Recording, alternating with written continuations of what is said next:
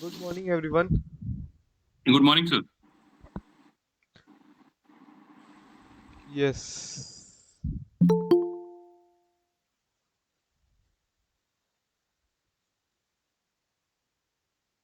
So Vaibhav is finally here.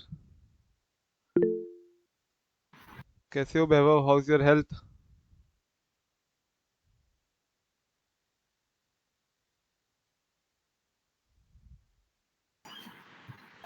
Good morning. कैसी है health अभी? अब पा- अब वाले से ठीक है सर।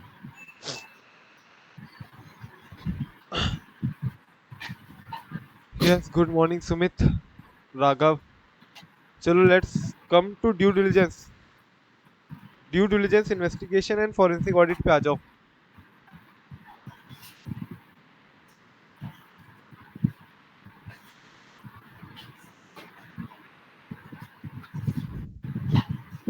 वैभव बैकअप पूरा देख लियो. Recorded. अभी तो अभी नहीं देखा सर, उसको देख लेंगे सर। बैंक ऑडिट देख लेंगे। इधर Okay. Bank audit section.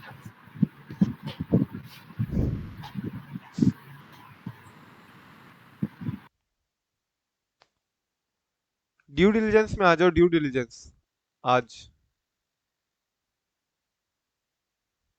Come to due diligence investigation and forensic audit. We'll be doing one third part, that is due diligence.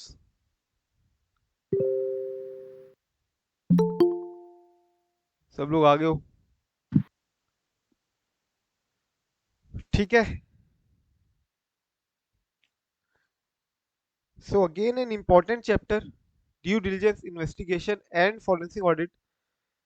Weightage is around, you will say, 5 marks, sometimes also 8 to 9 marks. Sometimes it also comes for 8 to 9 marks, that is two questions from this chapter. So कभी कभार forensic audit से दो आ जाता है, कभी forensic audit and investigation से एक एक आ गया. But mostly you will find कि 5 marks question, at least one question will be asked from this chapter. And if I want to tell you कि इसमें से कौन सा पार्ट ज़्यादा इंपॉर्टेंट है, as such तो तीनों ही पार्ट इंपॉर्टेंट है. But more or less you can find कि forensic audit is very very very very important in this chapter.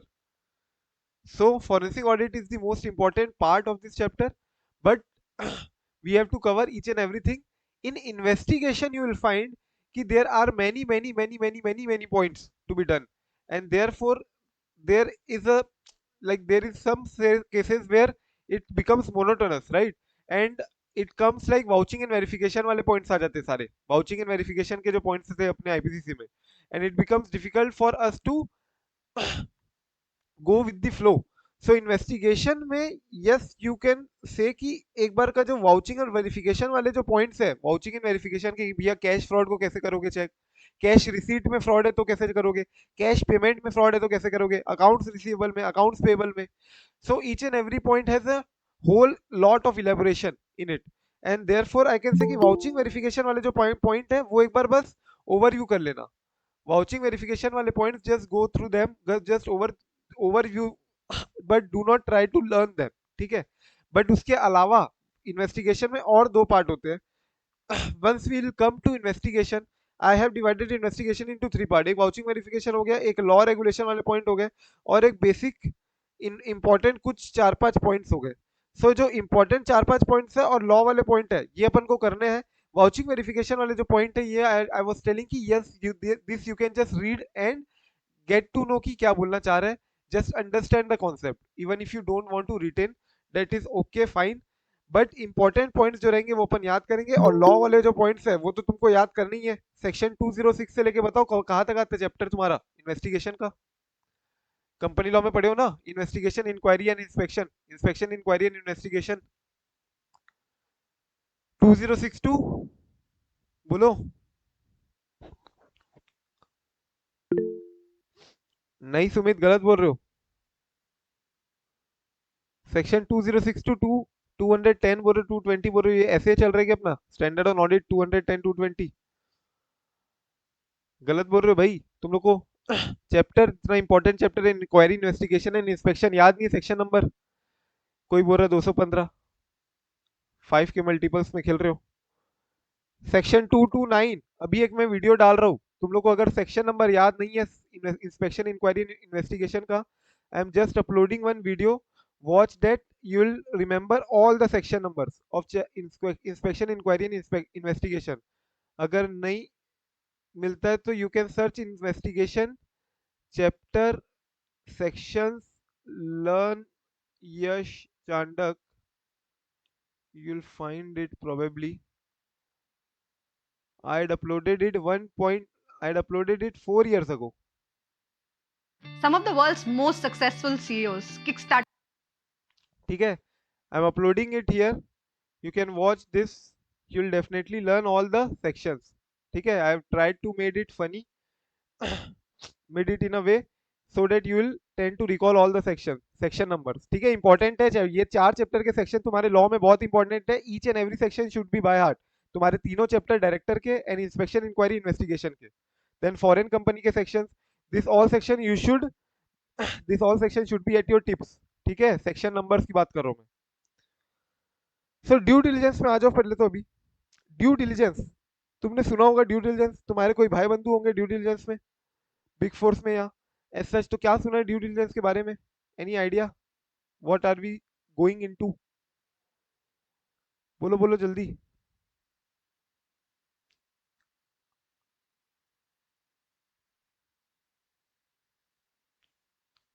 बोलो भाई, कुछ तो बोला करो, राम कथा सुनने आ जाते हो सुबह सुबह। ड्यू डिलिजेंस मतलब क्या? ड्यू डिलिजेंस, ये तो तुमने सुना होगा, शेड्यूल जब अपन ने पढ़ा था, कौन सा शेड्यूल 2 पार्ट 1 क्लॉज 7, तब भी बोला था कि ड्यू डिलिजेंस के साथ काम करना है। तो यहाँ पे ड्यू डिलिजेंस का मतलब क्या है, ओवरऑल मीनिंग क्या है, what do you mean by due diligence? मेरी आवाज आ रही कि नहीं आ रही तुम लोग को?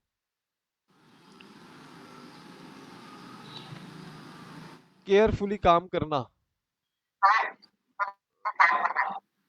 यस श्रुति। जो जो बोला है वो चेक करने का कि जो बोला है वो सही है नहीं, ड्यू डिलिजेंस। जो बोला है वो सही है या नहीं, yes, that is also due diligence, correct only. So due diligence is an exercise, right, where we check कि भैया अगर मैं जिस बेसिस में कुछ बोल रहा हूँ तो वो सही है कि नहीं है, एंड सामने वाला जिस बेसिस में बोल रहा है कि वो सही है कि नहीं है। So exactly what I would be like to carry out the practice is that I would like to check कि अगर मैं कोई चीज को खरीद रहा हूँ या कोई भी चीज को बेच रहा हूँ, so I would like to know its value first of all, but value is based on its features.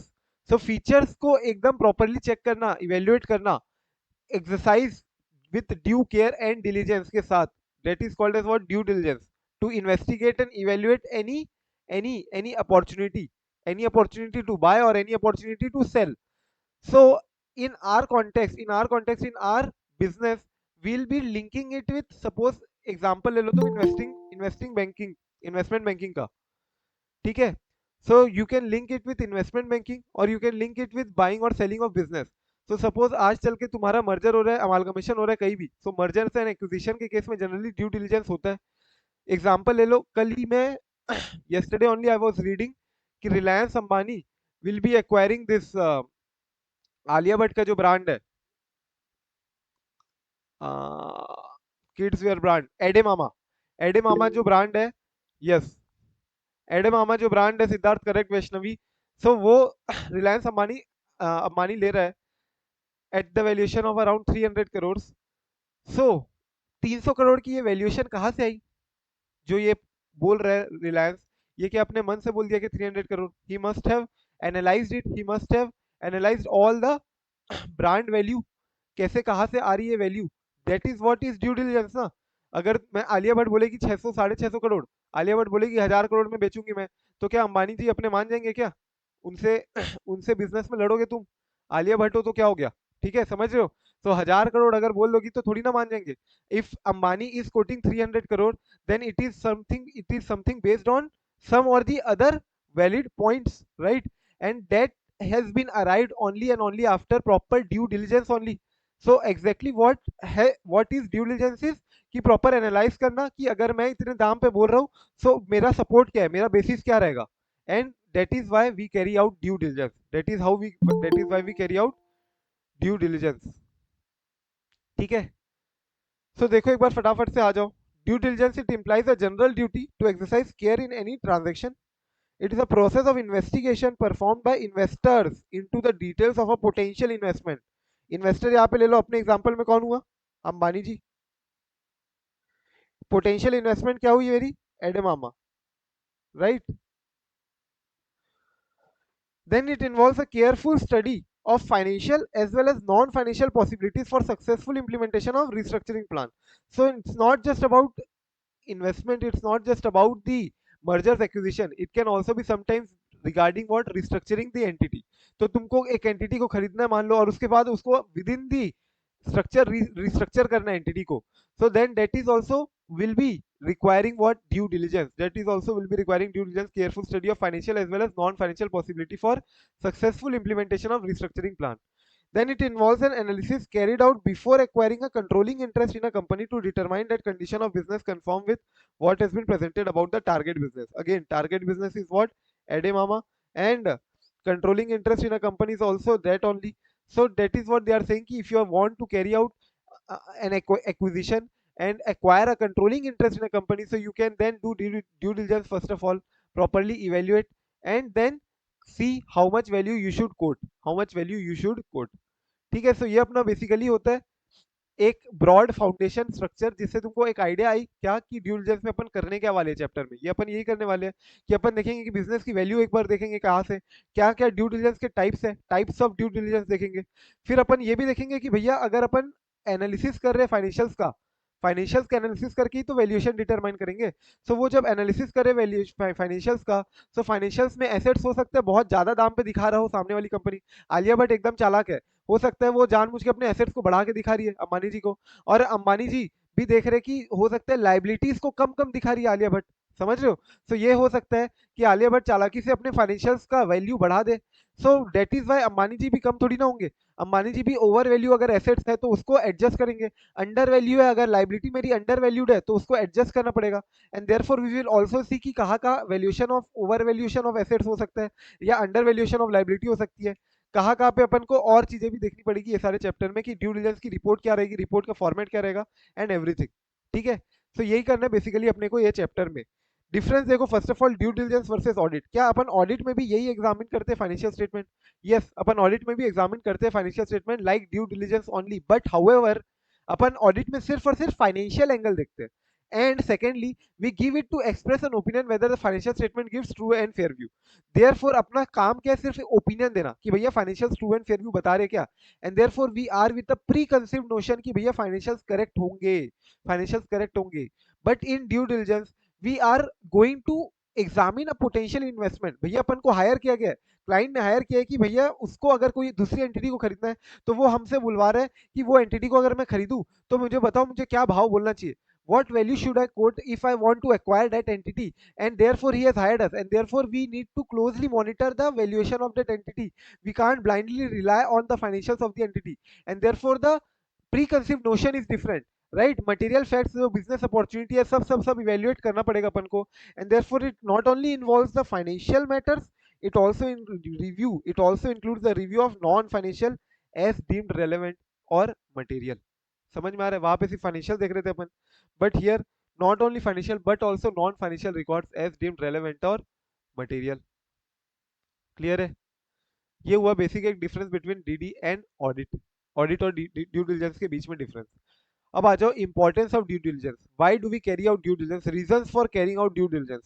तो अभी मैंने बताया क्यों अपन कर रहे हैं ड्यू डिलिजेंस, टू कंफर्म कि बिजनेस जैसा है वैसा ही दिख रहा है ना, टू बिजनेस टू कंफर्म कि भैया अपन सामने वाले जो बिजनेस को खरीदना चाह रहे हैं वो बिजनेस तो अपने मन से वो कुछ भी दिखा सकता है, वो दिखा सकता है 10 फैक्ट्री है लेकिन एक्चुअल में 2 ही फैक्ट्री काम कर रही है, बाकी 8 फैक्ट्री तो ऐसे भी ऑक्शन में सेल करने के लिए लगाया हुआ है उसने। तो ऐसा जो भी दिखा रहा है वो अपने बिजनेस को whatever he wants to perceive us, so that is actually what it is, ठीक है। सेकेंडली डील किलर डिफेक्ट नहीं होना चाहिए टारगेट कंपनी में, and avoid any bad business transaction. Deal killer defect मतलब समझ रहे हो? Deal killer defect, deal killer defect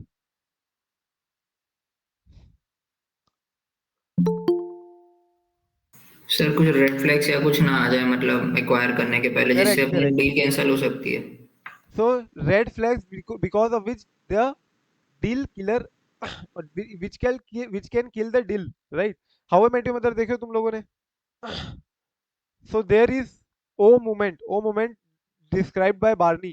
O moment means, एक बार सर्च करना O moment by Barney. So that is what is deal killer defect. Deal killer defect मतलब तुमको अचानक से दिख गया ओ ये तो खराब चीज निकल गई, अब तो अपन इस चीज को नहीं कर सकते, right? So deal killer defect means any red flag, correctly said by Sagar, जिसके कारण अपन को टारगेट कंपनी के साथ ट्रांजेक्शन नहीं करना चाहिए। सो वो आइडेंटिफाई करना जरूरी है ना। एग्जाम्पल, अगर टाटा ने कोरस को खरीदा हुआ है, so you need to avoid any business transaction. Do you know Tata Corus जो डील है, टाटा कोरस की बिगेस्ट डील है, बिगेस्ट, ठीक है, आज तक की, and it's the worst deal in the history of the mergers and acquisition as well. तो बिगेस्ट डील भी है and even it's the worst deal as well. So worst deal even today भी, अभी थोड़ा कोरस के साथ, Jaguar के साथ, अभी अब टाटा जगुआर का थोड़ा प्रॉफिट शो हो रहा है, टाटा मोटर्स इसलिए थोड़ा दिख रहे होंगे, तो ठीक ठाक वैल्यूएशन पे आ भी रहे, बट अभी भी लॉसेस कैरी आउट अभी भी होते हैं, अभी भी still till now. So avoid bad business transaction to gain info which is useful for valuing asset, defining representations and warranties, negotiating price concession, ये सब पूरा पूरा करना। That is why we are carrying out due diligence, right? कि अगर आलिया भट्ट 1000 करोड़ बोल रही है तो अंबानी 350 करोड़ बोलेगा, तो किस भाव पे बोलेगा, कैसे, किस बेसिस पे बोलेगा? तो उसको नेगोशिएट करना है, अगर प्राइस को कंसेशन करना है, रिप्रेजेंट करना पड़ेगा उसको, वारंटी वगैरह देखना पड़ेगा उसकी सामने वाले की, and therefore he will need to carry out due diligence so that he can properly negotiate, right? And lastly, to verify that जो ट्रांजेक्शन है वो कंप्लाई कर रहा है with the investment and acquisition criteria, हमारा जो क्राइटेरिया उससे comply कर रहा है कि नहीं। That is all the reasons for carrying out the due diligence. कि सबसे पहले to see what the business is and what it actually appears to be, secondly to avoid any deal killer defect and to avoid any bad business transaction, then to negotiate करना, negotiate करने के लिए basis जो रहेगा अपना support रहेगा, due diligence will help form the support for negotiating price, and fourthly investment acquisition criteria हमारी meet हो रही है या नहीं मीट हो रही है, राइट? हमारी क्राइटेरिया कि हमको 1000 करोड़ जितनी तक की ही कंपनी खरीदनी है जिसका बैलेंस शीट साइज इतना हो, हमको एकदम बड़ी नहीं चाहिए ना, हमको एकदम छोटी चाहिए। तो हमारा जो क्राइटेरिया है, criteria investment criteria, whether is it meeting और नॉट, बहुत सारे क्राइटेरिया हो सकते हैं। Suppose bank company is already into loans and advances bank, and it is trying to expand its business through gold finance as well. So हो सकता है वो अपने एक एनबीएफसी के साथ को लैंडिंग चालू करे, एनबीएफसी को खरीद ले, कोई एक एनबीएफसी को खरीद ले जो ऑलरेडी ये को लैंडिंग या जो ऑलरेडी गोल्ड बिजनेस में हो। सो वो डायरेक्टली एक एनबीएफसी को एक्वायर कर लेगा एंड उस नाम पे, उसी के नाम पे गोल्ड बिजनेस को चलाएगा। So whatever your criteria can be, so वो उस समय देखेगा कि उसको कितने 1000 करोड़ तक का एयूएम चाहिए, एसेट अंडर मैनेजमेंट कितने 1000 करोड़ तक का चाहिए। So whatever your criteria be, it should satisfy, right? And for that matter we carry out what due diligence. Again चारों पॉइंट देख लो, क्या 4 पॉइंट थे? Not the question has not yet come till now, but it's a very basic question which I don't expect to come as well, but even then if it comes then we should know कि चारों point कैसे कैसे फटाक से याद आ जानी चाहिए, and 4 marks should be in your head. Business is what it appears to be. Secondly, avoid any bad business transaction, avoid any deal killer defect.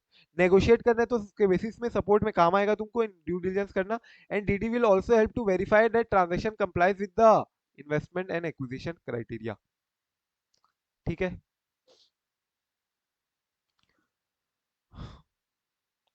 अब आ जाओ classification of DD. Classification of DD मतलब types of DD, तुम बोल सकते हो इसको, कितने टाइप्स के डीडी है, ठीक है?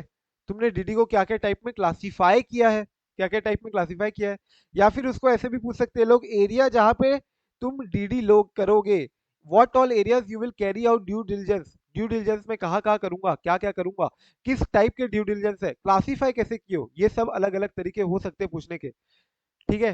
Due diligence types, due diligence classification, areas in which you will take carry out due diligence, ठीक है? सबसे पहला कमर्शियल ऑपरेशनल ड्यू डिलिजेंस, मतलब मैं ऑपरेशनली देखना चाह रहा हूँ कि भैया ये सामने वाला तो बोल रहा है कि हमारी फैक्ट्री का इतनी इतनी कैपेसिटी है, 80% कैपेसिटी यूटिलाइजेशन में चलती है हमारी factory daily, so but we need to actually assess whether is it actually 1000 ton factory and is it running 800 ton daily, that is 80% capacity पे चलता है क्या ये? So that is what they want to say कि it is performed by enterprise involving evaluation from commercial, strategic, operational perspective से, whether is it operating सही में properly, operational risk perspective. Secondly, personal due diligence. सामने वाला तो बोल देगा कि हमारे पास इतने स्टाफ है, इतने इंप्लॉइज है, इतने इतने सब चीज है, बट वो इंप्लॉय से अगेंस्ट क्या कोई पेंडिंग लिटिगेशन चल रहा है, क्या इंप्लॉय को कुछ के पैसे देने बचे हैं क्या एंटिटी के?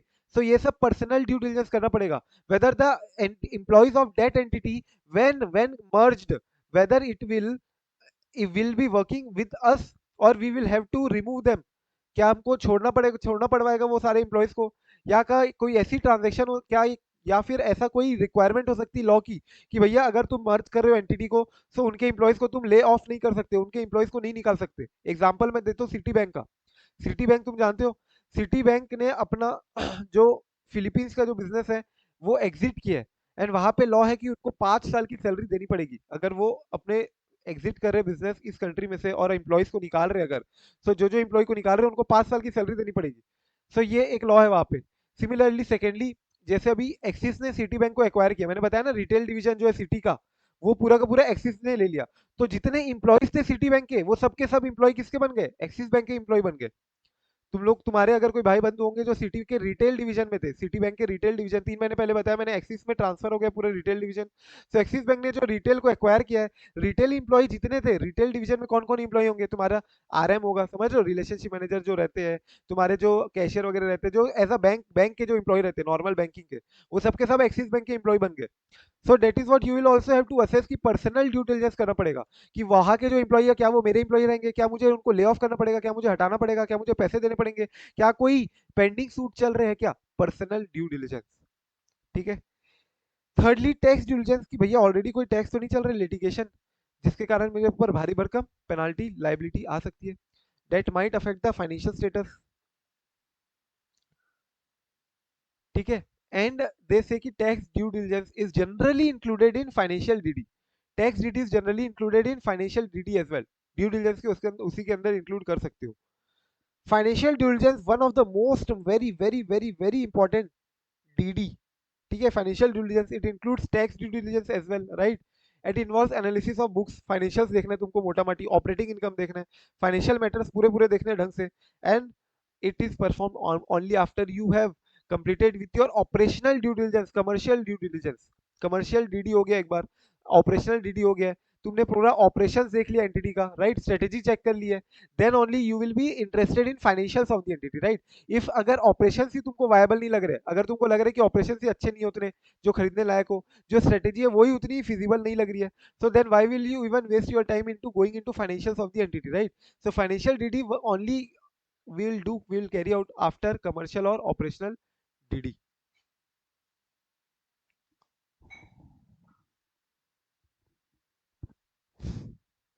देन इसके बाद अपना आता है इंफॉर्मेशन सिस्टम डीडी। तो भैया अपने जितने कंप्यूटर सिस्टम सामने वाली एंटिटी में, whether will be able to acquire the those computerized environment, whether we'll be able to cope up with that environment, all computer systems and related matter of the entity will have to see। Legal DD में तुमको again ये देखना पड़ेगा कि कोई legal aspect, owner, lease में कोई हमारी प्रॉपर्टी चल रही है क्या, whether we will be liable to pay any liability legally, और in compliance of law and regulation, कुछ लॉ एंड रेगुलेशन का नॉन कंप्लायंस था क्या पुराना। And lastly environmental DD where you will check की एंटिटी का environment, its flexibility, adaptiveness to the acquiring entity. तो ये सारे पॉइंट है, इसको तुम याद रख सकते हो सीपीटी फाइल, या जैसे भी सीपीटी फाइल अगर याद रखोगे तो सी से बहुत ही सिंपल है, सी से commercial due diligence, personal due diligence, tax due diligence, financial due diligence, information system due diligence, legal DD and environmental DD, CPT file. I hope it's clear कि ये एरिया में अपन ड्यू डिलिजेंस कर सकते हैं, ये area में ये areas यहाँ पे अपन डीडी कर सकते हैं। इन एरिया को तुमने डीडी में क्लासिफाई किया है, क्लासिफिकेशन ऑफ डीडी। और as I ask they can also ask you types of DD. Clear? फटाफट से क्लासिफिकेशन पहला क्वेश्चन है जो इंपॉर्टेंट है, क्लासिफिकेशन ऑफ डीडी। ठीक है। फाइनेंशियल डीडी में आ जाओ, फाइनेंशियल डीडी अभी अपन ने ऊपर में देखा, it was one of the type of due diligence, yes और no. Financial due diligence was one of the type, one of the classification in due diligence. ठीक है, उसमें था एक था फाइनेंशियल ड्यू डिलिजेंस जिसको अपन ने सबसे इंपॉर्टेंट भी बताया था, and it is carried out after commercial operational due diligence, right. So यहाँ पे अपन पूरा डिटेल में फाइनेंशियल ड्यू डिलिजेंस के बारे में पढ़ने वाले। सो जनरली अगर तुमको क्वेश्चन में बोलते हैं कि तुमने ये एंटिटी को एक्वायर करना है, this entity you will acquire, question मैंने यहाँ पे डाला नहीं है, यस मैंने क्वेश्चन यहाँ पे डाला नहीं है, but this you will find in the compiler. इसका क्वेश्चन मैंने बता दिया कैसे आ सकता है, but generally you will be confuse, क्यों? क्योंकि कंपाइलर में तुमको दिखेगा एक क्वेश्चन है, I will also share that question right away just after the session, कि क्वेश्चन में तुमको बोलेगा कि ये एंटिटी को तुम एक्वायर करने जा रहे हो, एक अमेरिकन यूएस कंपनी है is wanting to acquire a German company, so what all areas you will see in this financial due diligence, या फिर तुमको ऐसा फाइनेंशियल ड्यू डिलिजेंस बोलेगा भी नहीं, बट तुमको समझ में आ रहा है कि this is going to be in fact a financial DD, FDD ही है। एफडीडी प्रोफाइल तुमने सुना होगा, तुम्हारे कई भाई बंधु एफडीडी में होंगे।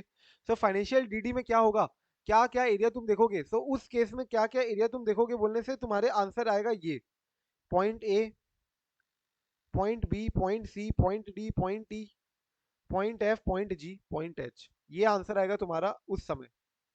समझ में आ रहा है क्या बोलना चाह रहा हूं मैं? रुक जाओ मैं एक सेकंड शेयर कर देता हूँ।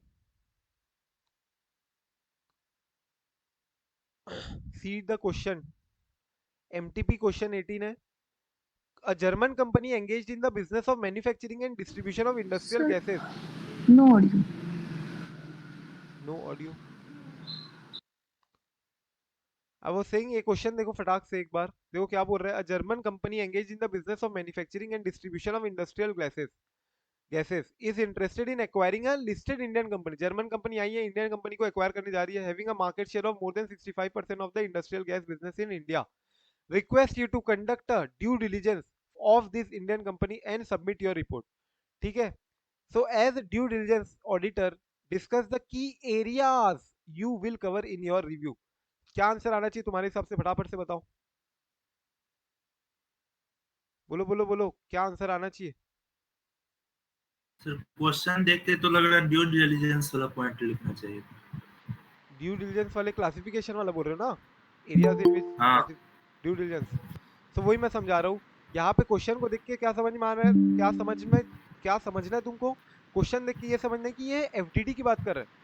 सबसे पहले तो क्वेश्चन में अगर एक्विजिशन वगैरह की करने के लिए बोल रहे हैं, so there we carry out financial due diligence, ठीक है, and financial due diligence will be carried out always, there will be FDD carried out when in the case of acquisition mergers, ठीक है। तो क्वेश्चन में तुमको बोल रहे हैं कि हम इसको उठाना चाह रहे हैं, हम इसको खरीदना चाह रहे हैं, सो you will be requested to conduct a due diligence of this Indian company, and as a due diligence auditor you will have to discuss the areas that you will cover in your FDD, ठीक है। कुल मिला के समझ लो ये FDD के ऊपर question है। अगर जब भी तुमको बोलेगा क्वेश्चन में क्या कि तुम इसको एक्वायर करने जा रहे हो, सो what all areas you will cover in your review, what all areas you will cover in your DD, ठीक है। सो इसमें तुम्हारे कौन से आंसर आएंगे, ये वाला आंसर आएगा, ये जो मैंने बताया ना, ब्रीफ हिस्ट्री बताना, then accounting policy review of FS, taxation matter देखोगे, कैश फ्लो का देखोगे, cash flow statement, financial projections and management and employees, ये सारे पॉइंट्स अपन को देखने हैं। सर मतलब कभी भी पूछेगा अगर डीडी के बारे में तो फाइनेंशियल ही लिखना है इसका मतलब? नहीं कभी भी नहीं, कभी भी नहीं। मतलब अगर अगर तुमको पर्टिकुलरली नहीं पूछ रहे तो? अगर तुमको नॉर्मली पूछ रहे areas in which due diligence can take place, what all areas in which due diligence can take place, तो तुम ऊपर वाला ही लिखोगे। सर सीपीटी फाइल निकला उस केस में? हाँ उस केस में सीपीटी फाइल। नहीं सर, मैं एक्वायरिंग के केस में बोल रहा हूँ, जैसे इन डिटेल जैसे एक्वायरिंग के केस में financial yes, you will deal. Assume कि हम एफडीडी करेंगे, फाइनेंशियल ड्यू डिलिजेंस ही होगा वो, ठीक है। ठीक है। क्वेश्चन देखना पड़ेगा, ये सबसे याद रखना पड़ेगा यस, क्वेश्चन में कौन सा सर। क्वेश्चन वाइज थोड़ा याद रखना पड़ेगा, ठीक है। ये क्वेश्चन जनरली एग्जाम में आया नहीं आज तक, बट एमटीपी में आया हुआ है, आरटीपी में आया हुआ है ये वाला क्वेश्चन, ठीक है, कि एक्वायर करने वाला, तो बहुत बड़ा क्वेश्चन हो जाता है, but anyway you should try to have an idea at least कि एक बार एमटीपी आरटीपी में आया हुआ है, and they generally ask this only in this way only कि एक्वायर करने जा रहे हैं, so as a due diligence auditor what all areas you will review, what all areas you will cover in your review. तो हम कौन कौन से एरिया को कवर करेंगे हमारे रिव्यू में, हम जब ऑडिट करने जा रहे हैं, ड्यू डिलिजेंस एफडीडी करने जा रहे हैं, कौन कौन से एरिया को कवर करेंगे। और सिमिलरली ये तो तुमको ये बताना चाहता है, ये पूछना चाहता है कि किस किस टाइप के ड्यू डिलिजेंस होते हैं, एक्चुअली में क्या क्या टाइप के डीडी है, डीडी को तुम कैसे क्लासीफाई कर रहे हो। ठीक है, क्लासिफिकेशन ऑफ डीडी है वो। And this is what, this is not classification, rather तुम कौन कौन से एरिया देखोगे। मैं टैक्सेशन देखूंगा, मैं कैश फ्लो स्टेटमेंट देखूंगा, मैं बैलेंस शीट देखूंगा, मैं मैनेजमेंट देखूंगा, मैं एम्प्लॉय देखूंगा, मैं प्रॉफिट एंड लॉस देखूंगा, समझ रहे हो। ये सारे एरिया में देखूंगा अपने एफडीडी करते टाइम। तो दोनों में डिफरेंस है, एक लॉजिकल भी देख के चलना थोड़ा। तो आ जाओ सबसे पहले तो यहाँ पे, एज आई सेड कि आई डोंट एक्सपेक्ट कि ये जो मैंने क्वेश्चन बताया अभी ये आए एग्जाम में, क्योंकि इसका आंसर बहुत बड़ा है। बट अपन छोटे छोटे क्वेश्चन देखते जाएंगे इसमें से, क्योंकि हो सकता है बड़े क्वेश्चन जो दिया हुआ है वो तो आएगा नहीं, बट छोटा क्वेश्चन जरूर आ सकता है। तो सबसे पहले यहाँ पे बोलता है कि it can be understood from the foregoing that role of FDD commences only after price has been agreed for business or restructuring plan is framed। मतलब ये बोल रहा है कि FDD का रोल तो तभी होता है ना जब तुमने प्राइस एग्री कर ली है, प्राइस इस्टेब्लिश कर ली है, प्राइस इस्टेब्लिश कर ली है। And therefore now once the price has been determined, then comes what, negotiation and everything for which we require FDD, financial due diligence। so initial price या other decisions are taken on the basis of net worth, तुम्हारा जो भी book value में दिख रहा है तुमको, financials में जो दिख रहा है, ठीक है। इनिशियल वैल्यूएशन तो उसी के हिसाब से हो जाती है। प्रॉफिटेबिलिटी क्या है कंपनी की, तुमने देखा होगा ना इनिशियल वैल्यूएशन, जैसे शार्क टैंक देखते हो, तो रेवेन्यू के बेसिस में वो वैल्यू करता है, एसेट्स के बेसिस में वैल्यू करता है, with N assumption that all contingent liability में इंपैक्ट फ्यूचर बिजनेस। तो ये भी तुमको देखना पड़ेगा कि कोई कंटीजेंट लायबिलिटी है क्या that can affect the future business of the entity. Contingent liability है क्या कोई ऐसी which can affect the future business of the entity। Principal objective of FDD is usually to look behind veil of initial information। That means what, कि जो हमारे पास initial consideration जो हमने किया ना, जो हमने इनिशियल प्राइस डिटरमाइन की based on net worth, based on contingent liability, based on other details which is provided from the financials, but उसके ओवर एंड अबव जाके देखना हमको। ड्यू डिलिजेंस में we are not just only concern with the financials of the entity, we have to go over and above the financials, we have to look over the financials, we have to look कि क्या ये जो financial दिख भी रहे अगर सही भी है, so whether they will be able to continue with that same profitability, whether they will be able to sustain that same level of assets, sustain the same level of profitability or not, even if the profitability assets are true and correct। but अपन को not only that, we will also have to look for hidden items in the financials of the entity which management might not have disclosed or shown in the financials of the entity। ठीक है, so that is what they are saying। so in order to above objective, in order to achieve this objective, DD process can include following objective. तो तुमको अगर question पूछते हैं, question mark कर लो यहाँ पे, ऑब्जेक्टिव ऑफ एफडीडी, तुम्हारा एफडीडी को करने का ऑब्जेक्टिव क्या है, why are you exactly doing the FDD, financial due diligence करने का ऑब्जेक्टिव क्या है। तो तुमको बिजनेस हिस्ट्री देखना है, डिस्क्रिप्शन तुमको पता चल जाएगा, बैकग्राउंड तुमको एक बार का पता चल जाएगा प्रमोटर्स के बारे में। ठीक है, प्रमोटर्स आईआईटी अहमदाबाद कहाँ से है, क्या उनका बैकग्राउंड है, कितने बिजनेस उन्होंने किया हुआ है। अकाउंटिंग पॉलिसीज प्रैक्टिस तुमको समझ में आ जाएगी। Management information system, MIS report वगैरह तुम देख सकते हो। मैनेजमेंट स्ट्रक्चर तुमको समझ में आ जाएगा पूरा का पूरा कि भैया किस ऑर्गेनाइजेशनल की हायरार्की क्या है, कौन किसके अंडर है, right, organisational hierarchy. Similarly trading results both past and recent past, last year की क्या प्रॉफिटेबिलिटी थी, क्या लास्ट ईयर लॉसेस थे, क्या लॉसेस थे तो क्यों थे, क्या कोई एक्सेप्शनल आइटम था, क्या क्या एक्स्ट्रॉर्डिनरी आइटम था क्या जिसके कारण लॉस हुआ, अगर उसको हटा दे तो क्या हम फिर से प्रॉफिट में आ जाएंगे क्या। So everything you have to analyse and these are all my objectives कि हम ये सब कर पाए, ये सब कर पाए। सो एक बार देख लो फटाक से objectives, it's very easy, try to correlate. देखो एसेट्स एंड लायबिलिटी हो गया, कैश फ्लो स्टेटमेंट हो गया, एसेट एंड लायबिलिटी से मेरा बैलेंस शीट हो गया, ट्रेडिंग रिजल्ट से बताओ मेरा क्या हो गया, प्रॉफिट एंड लॉस हो गया, कैश फ्लो स्टेटमेंट से मेरा कैश हो गया। तो तीन तो तुम्हारे ऐसे ही हो गए। आईटी असेसमेंट तुम्हारा प्रॉफिट एंड लॉस से लिंक कर सकते हो, फ्यूचर प्रॉफिटेबिलिटी भी प्रॉफिट एंड लॉस से लिंक कर सकते हो। सो ट्रेडिंग लॉस से प्रॉफिट एंड लॉस हो गया, एसेट एंड लायबिलिटी से बैलेंस शीट हो गई, एंड कैश फ्लो स्टेटमेंट से मेरे कैश फ्लोज हो गए।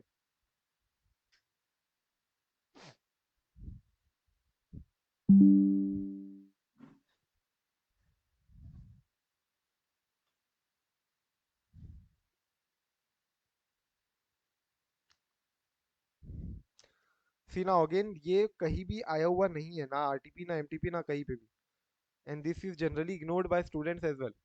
But they can simply ask बताओ उसके ऑब्जेक्टिव, डीडी प्रोसेस के क्या क्या ऑब्जेक्टिव है, objective of DD process, due diligence process. तो ये सारे तुम्हारे ऑब्जेक्टिव हो गए, क्लियर है। ना हम कौन कौन से एरिया देखेंगे, वो जो क्वेश्चन था ना एक्विजिशन वाला, ये वाला जो क्वेश्चन था,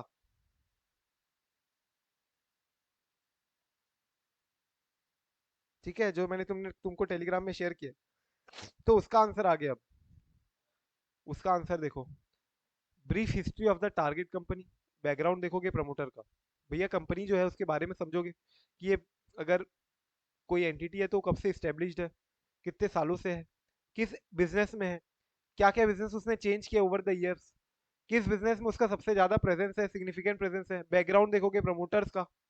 तो ये सारी चीजें तुम देखोगे history of the company and promoters के बारे में। देन फाइनेंशियल स्टेटमेंट रिव्यू करना, रिव्यू ऑफ फाइनेंशियल स्टेटमेंट्स, पूरा प्रॉपर्ली एनालाइज करोगे कि फाइनेंशियल स्टेटमेंट में क्या क्या चीजें है which has to be reviewed properly. Then cash flow statement देखोगे, मैनेजमेंट देखोगे, एम्प्लॉय देखोगे, मैंने बताया ना, very very important for you to also assess the management of the entity, employ of the entity, क्योंकि मैनेजमेंट ही तो है which will be guiding the entity, right, which will be the selling the entity to the success और failure. So management देखोगे, employ valuation करोगे, accounting policy देखोगे, taxation देखोगे, क्या कोई taxation pending legal pending litigation चल तो नहीं रहे, फाइनेंशियल प्रोजेक्शंस चेक करोगे कि यही एंटिटी अगर ये सेम ग्रोथ को सस्टेन करती है नेक्स्ट 5 6 10 ईयर्स में, so what will be the value of the entity after 10 years, and therefore we can just pull the value after 10 years as at today current year पे। And lastly statutory compliance. So तुमको question में ये भी पूछ सकते हैं what all aspects to be covered in financial due diligence, तो भी तुमको ये लिखना है। और वो जो तुमको ये वाला मैंने क्वेश्चन बताया था जो मैंने टेलीग्राम में शेयर किया है, वो भी तुमको यही लिखना है। एक बार क्विकली क्विकली फटाफट से पढ़ो सारे पॉइंट, अपन ने जो ये पढ़े ना, ये सारे पॉइंट को डिटेल में उन्होंने बताया, एक बार फटाफट से एक बार रीड कर लो। और जहां जहां मैंने हाईलाइट किया हुआ है बाय रेड मार्क या बोल्ड मार्क, सो ऑल्सो उसको तुम हाईलाइट करके अपने दिमाग में भी हाईलाइट कर लेना, ठीक है। एक बार क्विकली रीड करो फटाक से। डन। कुछ इंपॉर्टेंट पॉइंट मार्क करने लायक लगा?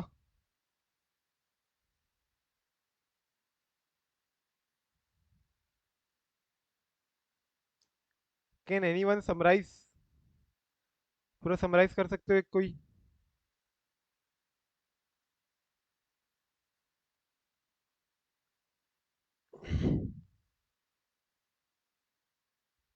Summarise summarise.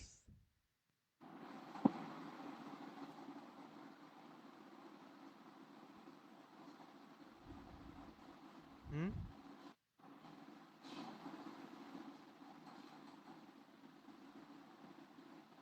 बोलो भाई कि मैं करूं?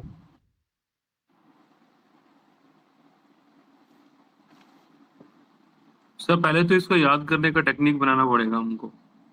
याद करने का टेक्निक क्या है? बहुत सिंपल है, तो कुछ इसको लिंक करो ना। ब्रीफ हिस्ट्री टारगेट मैनेजमेंट तो ने देखोगे। मैनेजमेंट ने सर, मैंने छोटा सा बनाया है, सुनाऊं सर मैं आपको? हाँ बोलो। मैनेजमेंट ने एम्प्लॉय को, जो नया वाला एफटीपी आया है ना, अभी एफटीपी नया आया है हमारा कस्टम के अंदर ना, हम्म फॉरेन ट्रेड पॉलिसी होता है ना, वो नया भी चेंज हो गया इस साल से आईटीटी के अंदर। हम्म। तो मैनेजमेंट ने एम्प्लॉय को एफटीपी का एबीसी रिव्यू करने के लिए बोला, इसमें सारे पॉइंट कवर हो जाते हैं। मैनेजमेंट एंड एम्प्लॉय आ गया, ABC for basically accounting policy, B for the background, and C for the cash flow. उसके बाद एफटीपी से फाइनेंशियल प्रोजेक्शंस आ जाता है और अपना review of the financial statement आ जाता है। ए फॉर अकाउंट, एबीसी आई गया आपने पहले ही सर, और बहुत इजी एफटीपी में याद हो क्या है? जाता है। एफटीपी में क्या है? एफ से, टी से और पी से? नहीं, एफ से तो कैश, जो एफ से फाइनेंशियल प्रोजेक्शन आ गया ना, F for financial, hmm T for taxation, hmm. और पी मैंने इसलिए रखा है कि प्रोजेक्शन याद रहे आपको, एफटीपी। सो एफ से फाइनेंशियल्स कर लो ना, फाइनेंशियल्स रिव्यू करना। हाँ यस सर। एफ से फाइनेंशियल हो गया, टी से टैक्सेशन हो जी गया, पी से प्रोजेक्शंस जी हो गया, यस सर। ठीक है। ऐसे याद रखना तो ऐसे कर लो, नहीं तो लिंक कर सकते हो। देखो लिंक कैसे कर सकते हो, फाइनेंशियल स्टेटमेंट रिव्यू करोगे तो जी इससे तुमको समझ में आएगा कि आगे मेरा फाइनेंशियल वही सेम चलेगा या नहीं चलेगा। And yes sir. प्रोजेक्शन तुम कैसे करते हो जनरली? कैश फ्लो स्टेटमेंट्स जो तुम्हारे रहेंगे उससे। जी फाइनेंशियल स्टेटमेंट से तुमको टैक्सेशन भी पता चलेगा कि तुम्हारा कितना प्रॉफिट है, उसके ऊपर कितना टैक्सेशन तुमको पटाना पड़ेगा, और टैक्सेशन अगर नहीं पटाओगे तो क्या क्या स्टैट्यूटरी कंप्लायंसेस आएंगे। यस ठीक है, सर। और ये सब कुछ बेसिक पॉइंट तो तुम देखोगे ही देखोगे। History of the company, target company जो है तुम्हारी, उसकी हिस्ट्री क्या है, प्रमोटर क्या है, कौन कौन है, क्या अकाउंटिंग पॉलिसी वो लोग क्या अलग फॉलो करते हैं कि हम कुछ अलग फॉलो कर रहे हैं क्या, एंड उसकी मैंने employ staff, employ strength and everything regarding its staff. Yes sir. या फिर तुम जैसे बोल रहे हो FTP, employ and management, FTP नया जो आया है तुम्हारा, फाइनेंशियल्स हो गया, टी से टैक्सेशन हो गया, पी से प्रोजेक्शन हो गया, का ABC accounting policy, background and cash flow statement. ठीक है, ये भी सही है, इसको मैं लिख देता हूँ किसी को लिखना है तो। मैनेजमेंट एंड एम्प्लॉय ने एफटीपी का एबीसी रिव्यू लिख दीजिए सर, रिव्यू अच्छा है, वो रिव्यू भी आ जाएगा इसके अंदर। कंप्लायंस किया, कंप्लायंस स्टैट्यूटरी कंप्लायंस रिव्यू,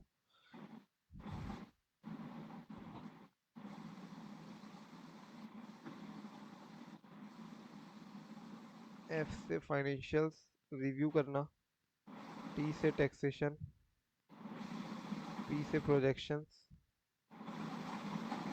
ए से तुम्हारा हो गया अकाउंटिंग पॉलिसी।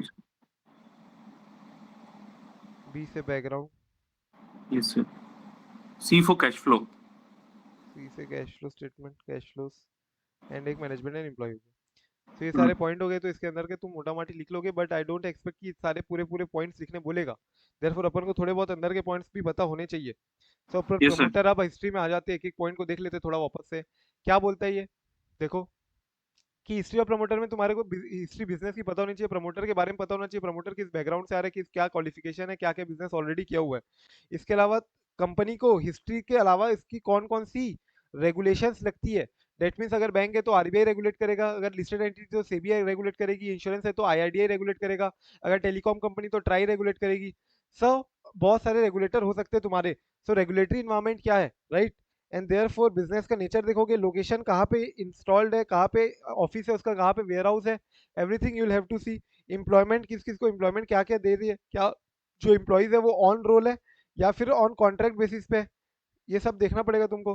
क्योंकि अगर कॉन्ट्रैक्ट बेसिस में तो ठीक है, we can remove the employees after the contract period is completed, but अगर एम्प्लॉय है तो रोल ओवर करना ही पड़ेगा उनको, राइट। एंड प्रोडक्ट और सर्विसेज एंड मार्केट में तुम देखोगे कि इसका प्रोडक्ट कहाँ है, कहाँ एक्चुअली में सर्विस देती है, और मार्केट किधर है, जोग्राफिकल वाइज या फिर product wise, where exactly is there market.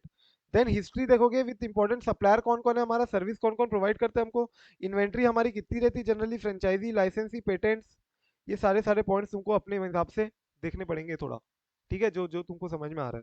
Accounting policy में भैया देखना है कि जो पुरानी अकाउंटिंग पॉलिसी फॉलो कर रही है वो सेम कर रही है ना, कंसिस्टेंट है ना, और अगर कहीं भी चेंज करी तो there must be reason for the change in accounting policy, correct. Financial statement review करोगे तो उसमें तो कुछ नहीं, स्टैट्यूट गवर्निंग जो तुमको स्टैट्यूट गवर्न कर रहे हो उसको देखोगे, रिकॉर्ड डेविएशन, अगर कहीं भी तुमको लग रहा है कि ये फाइनेंशियल ऐसा नहीं ऐसा होना चाहिए था, डेविएशन तुमको लग रहा है from your expectation, then you can obviously pinpoint that record deviation, review operating results of the target company, net worth of the business has to be arrived. क्यों अपन नेटवर्थ पे क्यों आ रहे हैं, नेटवर्थ क्यों निकाल रहे हैं, नेटवर्थ क्यों निकाल रहे हैं,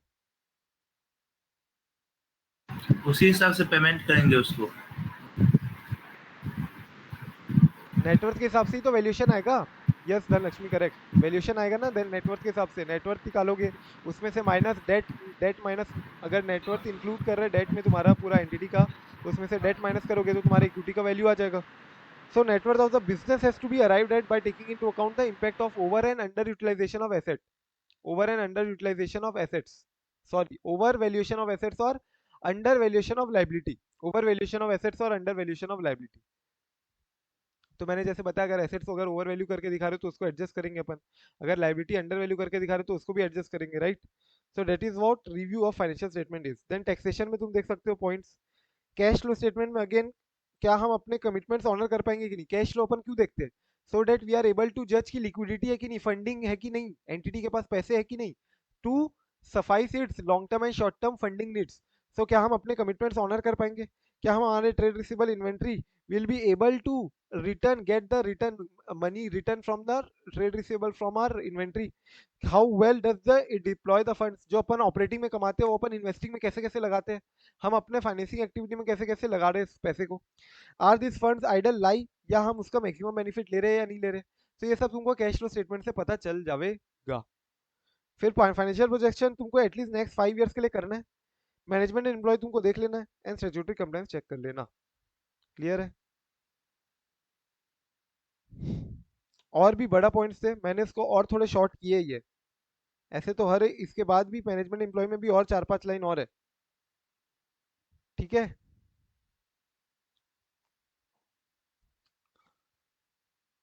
बोलो भाई।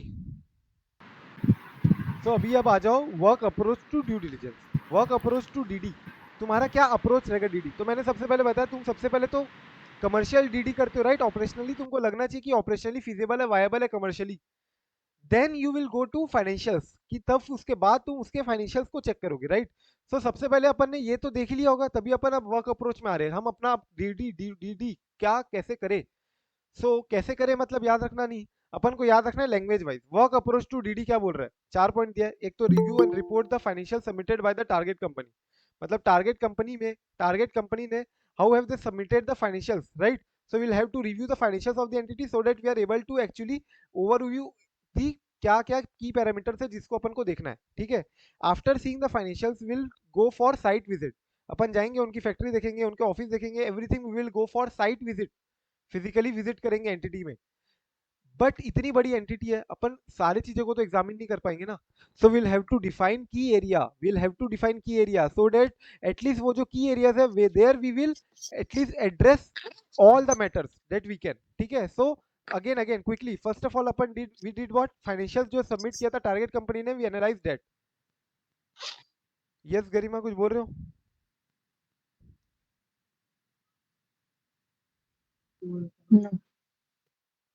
सो आई वाज सेइंग कि अपन ना वर्क अप्रोच क्या होगा ड्यू डिलिजेंस का। सबसे पहले अपन ने देखा कि भैया जो फाइनेंशियल टारगेट कंपनी ने सबमिट किया है, वो टारगेट कंपनी को अगर अपन को एक्वायर करना है, सो वी शुड सी की फाइनेंशियल्स क्या क्या है सबसे पहले। Then after financial submission and after review of the financials that has been submitted by the target company, will go for site visit. अपन वहां जाके देखें कि एक्चुअली में है क्या क्या हो रहा है, ऑपरेशन क्या क्या है।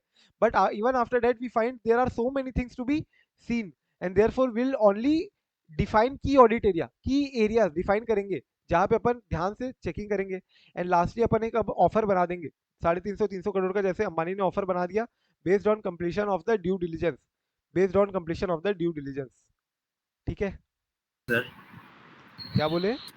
डिफाइनिंग की एरियाज वाला पूरा जो पॉइंट है, सिर्फ डिफाइनिंग की एरियाज याद रखना है कि पूरा नहीं, पूरा ही याद रखना है वो तो। डिफाइनिंग की एरिया विल मतलब एक बूस्ट मिलेगा वो पॉइंट याद आने के लिए। रिव्यू रिपोर्ट किए, फिर साइट विजिट किए, लेकिन साइट विजिट मैंने बताया बहुत बड़ा है, तो वो याद आने के लिए थर्ड पॉइंट अपन ने क्या किया था, डिफाइन की एरिया। तो डिफाइन की एरिया में तुमको पूरा ही याद रखना है ऐसे। सर थोड़ा सा ना हम लोगों को थोड़ा सा कीवर्ड के बारे में भी बताओ ना, क्योंकि वहाँ पे ऑडिट में जो मार्कर होता है ना वो नंबर नहीं देता कभी कीवर्ड भी सर। अपन को अगर यहाँ पे अपन कोशिश कर रहे हैं कि कीवर्ड से अपन याद रख पाए पॉइंट्स, बट अल्टीमेटली यस तुमको सर, कोशिश अभी इस लेवल पे तो यही करने की पूरा अपन एटलीस्ट अभी at this point of time अपन को ये नहीं कोशिश करने की अपन सिर्फ कीवर्ड पे ही ध्यान दे अभी से।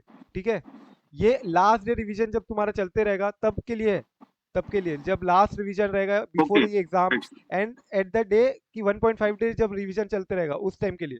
अभी से अगर राइट सिर्फ कीवर्ड्स पे फोकस करोगे तो you will lose out on language. Okay ठीक राइट है, सर, कुछ गॉट चैप्टर्स इट में got yes you can focus, like example LODR, company audit, ये सारे जो चैप्टर्स है yes you can focus on keywords only there, जहाँ पे थ्रेशोल्ड्स है या मोटा माटी लॉ बोलते हैं, where you can frame your own language. But particularly chapters like standards on auditing हो गया, चैप्टर 3 हो गया, चैप्टर 4 हो गया automated environment, chapter 3 risk assessment, chapter 2, ये सब जो चैप्टर्स है राइट, अपन ने किया बैंक ऑडिट। सो ये सब में कोशिश करो अभी से लैंग्वेज को एक बार ग्रिप लाने की। एनबीएफसी ऑडिट, अगर तुम जैसे टेस्ट दे रहे हो, वेरी इंपॉर्टेंट फॉर यू कि टेस्ट दे रहे हो और तुमने टेस्ट दे दिया, अपन ने डिस्कस कर लिया, but later on you should review कि ये आंसर में मैंने क्या क्या इंपॉर्टेंट पॉइंट्स मिस किए, वो भी तुमको नोट डाउन करना है वही आंसर में। एंड प्लस तुम अगर ऐड कर सकते हो कि लैंग्वेज को कि मैंने भैया work through DD process with acquisition company by defining की एरियाज, तो मैंने सिर्फ डिफाइनिंग की एरियाज ही लिखा था, मैंने working through DD process with acquisition company नहीं लिखा था. So you should just write beside it with red pen और something with other colour, so that later on तुम रिवाइज करो वो टेस्ट को, तुरंत 5 मिनट में तुमको समझ में आ जाएगा कि मैंने ये लैंग्वेज छोड़ी थी. अपन टेस्ट ले क्यों रहे? So that we improve with language also ना, एंड टाइमिंग वगैरह एवरीथिंग. ठीक है. So abhi at this point of time, do not compromise on language. Of course, later on at later revisions, you can for quicker revision के लिए तुम एक बार फिर देख सकते हो कि keywords पे ध्यान देना. And at that point तुमको वो बाकी words भी याद आएंगे, फिर बाकी बाकी language भी याद आएगी. लेकिन अभी से सिर्फ keywords करोगे तो मुश्किल हो जाएगा. Right, sir. Got it, sir. Thank you. Sir defining की एरिया जैसे ये पॉइंट है सर, तो इसमें ये लैंग्वेज याद करना बड़ा मुश्किल हो सकता है, वर्किंग थ्रू डीडी प्रोसेस. कुछ नहीं, इसमें तुमको बस यही रखना है कि तुम्हारे को जो पूरा का पूरा जो प्रोसेस है डीडी का, ये जो पूरा प्रोसेस है कि तुम डीडी कैसे करते हो, उसके अकॉर्डिंगली तुमको डीडी प्रोसेस कैरी आउट करना है, एंड उसमें ही पर्टिकुलरली तुमको की एरियाज डिफाइन करना है. की एरिया डिफाइन करोगे तभी तुम्हारा, मान के चलो कि डीडी का प्रोसेस पूरा करोगे तुम एक्विजिशन कंपनी के साथ. तो ये जो अपन अपन मान लो अपन अभी रिव्यूअर है, ठीक है, अपन ड्यू डिलिजेंस ऑडिटर है, ड्यू डिलिजेंस ऑडिटर है. सो अपन रिव्यू रिपोर्ट करेंगे, फाइनेंशियल जो सबमिट किया है अपन उसको रिव्यू करेंगे. ठीक है, उसके बाद फर्स्ट हैंड जाके अपन एक बार साइट विजिट देखेंगे. फिर एक्विजिशन कंपनी जो है ना, एक्विजिशनिंग कंपनी मतलब जो इन्वेस्टर है, जो खरीदना चाह रहे हैं, जिसने अपन को अपॉइंट किया होगा, उसके साथ बैठ के अपन एक पूरा प्रोसेस बैठेंगे, ढांचा बनाएंगे working through with the acquisition company. मतलब समझो ये एक मीटिंग हो रही है अपनी, समझ रहे हो, एक मीटिंग हो रही है और यहाँ पे अपन डिस्कस कर रहे हैं working through DD process with the company with the investor. और यहाँ पे अपन डिसाइड करें कि भैया तुम्हारे लिए, अगर मैं चल रहा हूँ तुम्हारे पास आ रहा हूँ और तुमको पूछ रहा हूँ कि तुमको ही ये कंपनी खरीदनी है ना, तो तुम्हारे लिए क्या क्या चीजें इंपॉर्टेंट है, की एरियाज क्या क्या है तुम्हारे लिए जिसको मेरे को अच्छे से रिव्यू करना चाहिए, तुम्हारे लिए क्या क्या की मैटर्स की पॉइंट्स है. ठीक है, ये अपन बैठ के रिव्यू कर रहे हैं. So that is what is this point is saying, working through DD process with the investor by defining the key areas. Clear है समझ क्या? गया, समझ गया. And then lastly preparing an offer based on completion of the DD. तुम्हारा जब DD carry out हो जाएगा तो तुम बोल दोगे, मान लो ये अंबानी है और ये वैभव है, राइट. सो यहाँ पे after the completion of DD process he will quote की अंबानी को तुमको कितना बोलना चाहिए वैल्यूएशन. ये तुम्हारा हो गया work approach to DD, work approach, work approach याद रखना. ठीक है, एज सच आया हुआ नहीं है आज तक. Again this question has not yet come anywhere MTP RTP. अगर क्वेश्चन डायरेक्टली पूछता है work approach wise, directly language ही आती है, so then you should be ready. ठीक है, इसके बाद बोलते हैं हाउ टू कंडक्ट डीडी. अब तुम डीडी कैसे करोगे, एक बार तुम खुद सोचो और थोड़ा सा पॉइंट सोच के देखो क्या करोगे डीडी में. How will you conduct DD, क्या क्या होने चाहिए तुम्हारे पास, क्या क्या रिसोर्सेज होने चाहिए, क्या अप्रोच होना चाहिए तुम्हारा, तुम डीडी करोगे कैसे.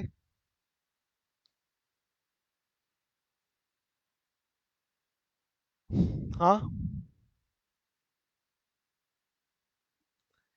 देखो सबसे पहले क्या बोलता है, start with an open mind. ठीक है, ये तुमको अपना फिक्स्ड एक ये चीज मान के नहीं चलना है कि तुमने मान लो ऑलरेडी आयरन स्टील इंडस्ट्री को ऑडिट करके आया हुआ है, आयरन स्टील इंडस्ट्री को पर्टिकुलरली रिव्यू करके आया हुआ है. So you should not be adamant कि मेरे हिसाब से ये चीजें होती है आयरन स्टील में, आई नो कि ये रेशियो ऐसा होता है, इसमें इतना कंटेंट होता है, and therefore I should not be adamant on that points only. Each and every point can have different, will be different in different different entity. ठीक है, हो सकता है वहां पे कुछ अलग हो area scenario, and therefore you should B starting with an open mind and try to analyze without having any preconceived notions. सबसे पहले ड्यू डिलिजेंस कैरी आउट करने के पहले ओपन माइंड रखना, कुछ भी अपने प्रीकंसीव नोशंस मत रखना. You should not be adamant, and then you will be able to identify what trouble spots and ask for explanation with respect to these trouble spots. तुमको यहाँ पे ड्यू डिलिजेंस अपन कर क्यों रहे, अपन इसीलिए करें ना कि कोई over value assets over valued तो नहीं है, क्या लाइबिलिटीज अंडर वैल्यूड तो नहीं है, कहीं कोई दिक्कत तो नहीं है फाइनेंशियल्स में, कहीं कोई दिक्कत तो नहीं है ऑपरेशंस में, right. And that is why we are doing the DD, and therefore if at all we find any trouble spots, we'll ask for explanation.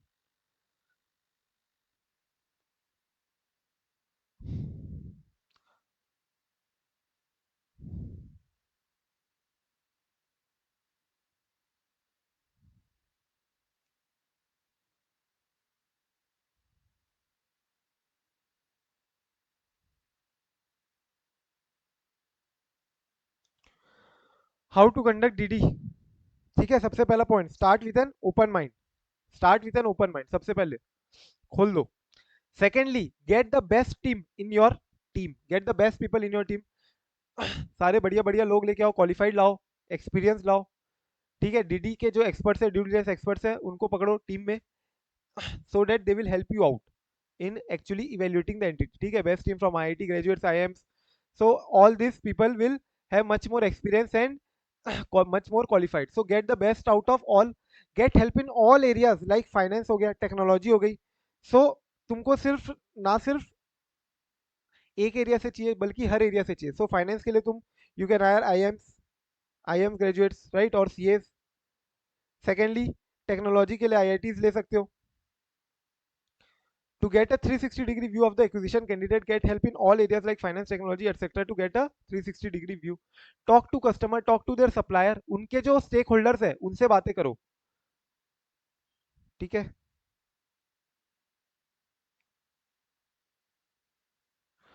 Then a risk management approach should be there. That means you should be able to identify कि क्या क्या risk है इस entity में। Actually तुम्हारा approach ही यही होना चाहिए कि तुम हर जगह जा रहे हो, तुम इवेल्युएट कर रहे हो, तो तुमको ये देखना है कि यहाँ पे क्या रिस्क है, यहाँ पे क्या रिस्क है, मैं यहाँ जा रहा हूँ तो यहाँ पे क्या रिस्क है। What risk can arise in future, अपन तो खरीद लेंगे, सामने वाला तो पैसा ले लेगा, उसके बाद खरीदने के बाद तो सारा अपना ऊपर आ जाएगा ना। सो what all risk can arise, risk management approach रखना है अपने को। कैसा अप्रोच रखना है, रिस्क मैनेजमेंट अप्रोच। क्या माइंड होना चाहिए अपना, ओपन माइंडेड होना चाहिए अपना अप्रोच, ओपन माइंडेड होना चाहिए अपना अप्रोच, रिस्क मैनेजमेंट ओरिएंटेड होना चाहिए, रिस्क मैनेजमेंट अप्रोच होना चाहिए। हमारे पास बेस्ट टीम होनी चाहिए in all areas, in all domain, ठीक है। Be it finance, be it technology, 360 degree view अपना क्राइटेरिया होना चाहिए for purpose of analysis and evaluation. And अपन को सबसे बातें करनी है सारे स्टेक होल्डर से, customer, supplier, business partner, employees, ये सबसे बातें करके भी समझ में आएगा अपने को क्या एंटिटी किस टाइप की है। एंड लास्टली फिर तुम्हारा अपना कॉम्प्रिहेंसिव रिपोर्ट बना देना, और ये कॉम्प्रिहेंसिव रिपोर्ट अपनी ये जो होगी, क्या क्या कंटेंट होगा डीडी रिपोर्ट में अपन को याद करना है, तो वही कॉम्प्रिहेंसिव रिपोर्ट तुम्हारी बन जाएगी, detailing the compliances and substantive risk and issues. So ये तुम्हारा हो गया how to conduct DD, how to conduct DD. ये मैं तुमको होमवर्क दे रहा हूँ, this you can go through. ये एक ऐसी पिक्चर दी हुई है, ऐसे तो ये एक ऐसी पिक्चर दी हुई है स्टडी मैट में, ठीक है। सो अगर तुमको क्वेश्चन आता है how to conduct DD, so you have to definitely write this 6 points, ये तो लिखना ही लिखना है। प्लस इसके अलावा at least you should be able to remember at least few of the points from this also. ये ऐसी पिक्चर दी हुई है एसएम में, ठीक है। सो इसको इन्होंने 3 पार्ट में डिवाइड किया। ड्यू डिलिजेंस के पहले क्या करोगे, ड्यू डिलिजेंस और नेगोशिएशन के टाइम क्या करोगे, एंड आफ्टर ड्यू डिलिजेंस जब तुम क्लोजिंग कर रहे हो, क्लोजिंग मतलब समझते हो, लॉयर जब क्लोज करता है, क्लोजिंग रिमार्क्स, ठीक है। सो जब क्लोज कर रहे हो, पोस्ट क्लोजिंग क्या करोगे, ड्यू डिलिजेंस हो गया, खत्म हो गया, उसके बाद क्या करोगे, ऑफर दोगे, रिव्यू करोगे, पीपी असिस्टेंट जो तुम्हारा परचेज एग्रीमेंट होता है उसमें क्या असिस्टेंस दोगे, तुम्हारा प्राइस एडजस्टमेंट जो प्रोसीजर है उसमें क्या क्या इन्वॉल्वमेंट रहेगा तुम्हारा। सो ये सब रहेगा तुम्हारा ड्यू डिलिजेंस के प्रोसेस में। How to conduct due diligence, एक बार इसको भी गो थ्रू कर लेना, इसको भी गो थ्रू कर लेना, ठीक है। बट डेफिनेटली ये तो दिया हुआ है एसएम में, ये पिक्चर दी हुई है, ये पिक्चर दी हुई है। So you should also try to remember this also, but definitely this 6 points अगर क्वेश्चन आता है how you will conduct the due diligence.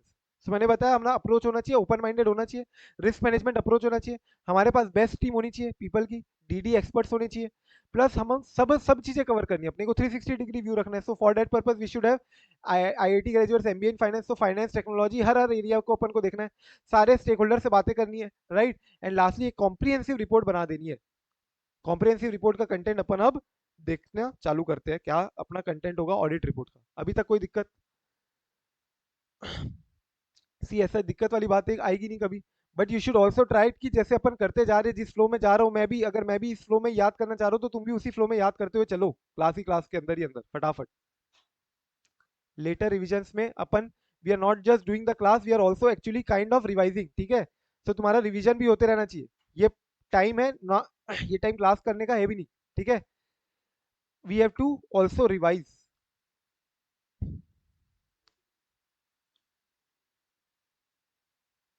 तबियत क्यों,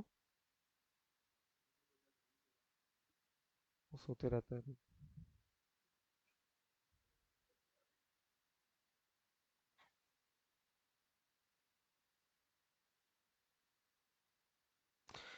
अब आ जाओ content of DD, content of DD में ड्यू डिलिजेंस रिपोर्ट, देखो इसको अपन सीधा याद करते, कैसे याद करेंगे देखो, तुम लोग बताओ कोई भी ऑडिट रिपोर्ट होती है, ऑडिट रिपोर्ट को ही हिसाब से देखो एक बार, तो तुम्हारा सबसे ऊपर में क्या रहता है, एग्जीक्यूटिव समरी। एक बार तो बताते हो पूरा का पूरा एग्जीक्यूटिव, तुम्हारा एनुअल रिपोर्ट समझ लो, for not not audit report but annual report. तो एनुअल रिपोर्ट में से ऊपर में एग्जीक्यूटिव समरी रहती है। एग्जीक्यूटिव समरी मतलब तुमने ब्रॉडली क्या क्या कवर किया है इस रिपोर्ट में, ये दिया रहेगा। एग्जीक्यूटिव समरी में तुम्हारा ब्रॉडली क्या क्या तुमने कवर किया अपनी रिपोर्ट में, ये सब दिया रहेगा, ठीक है। उसके बाद इंट्रोडक्शन रहेगा कि ये रिपोर्ट क्यों बनाई जा रही है, क्या पर्पस है इसका, सब चीज, सब फाउंडेशन इंट्रोडक्शन देगा। फिर टारगेट कंपनी का बैकग्राउंड होगा, ऑब्जेक्टिव होगा, डीडी हम क्यों किए, याद है, बताओ ऑब्जेक्टिव क्या था डीडी करने का, क्या ऑब्जेक्टिव थे डीडी करने के, बताओ मेरे को फटाक से, कौन बता रहे। Objective to carry out due diligence, objective पूछ रहा हूं, ऑब्जेक्टिव, रीजन नहीं। वर्डिंग्स पे जा रहे हो, क्यों जा रहे हो सर, वर्डिंग्स पे क्यों खेल रहे हो, खेलना पड़ेगा थोड़ा। रीजन के 4 पॉइंट थे, फर्स्ट पेज में था वो।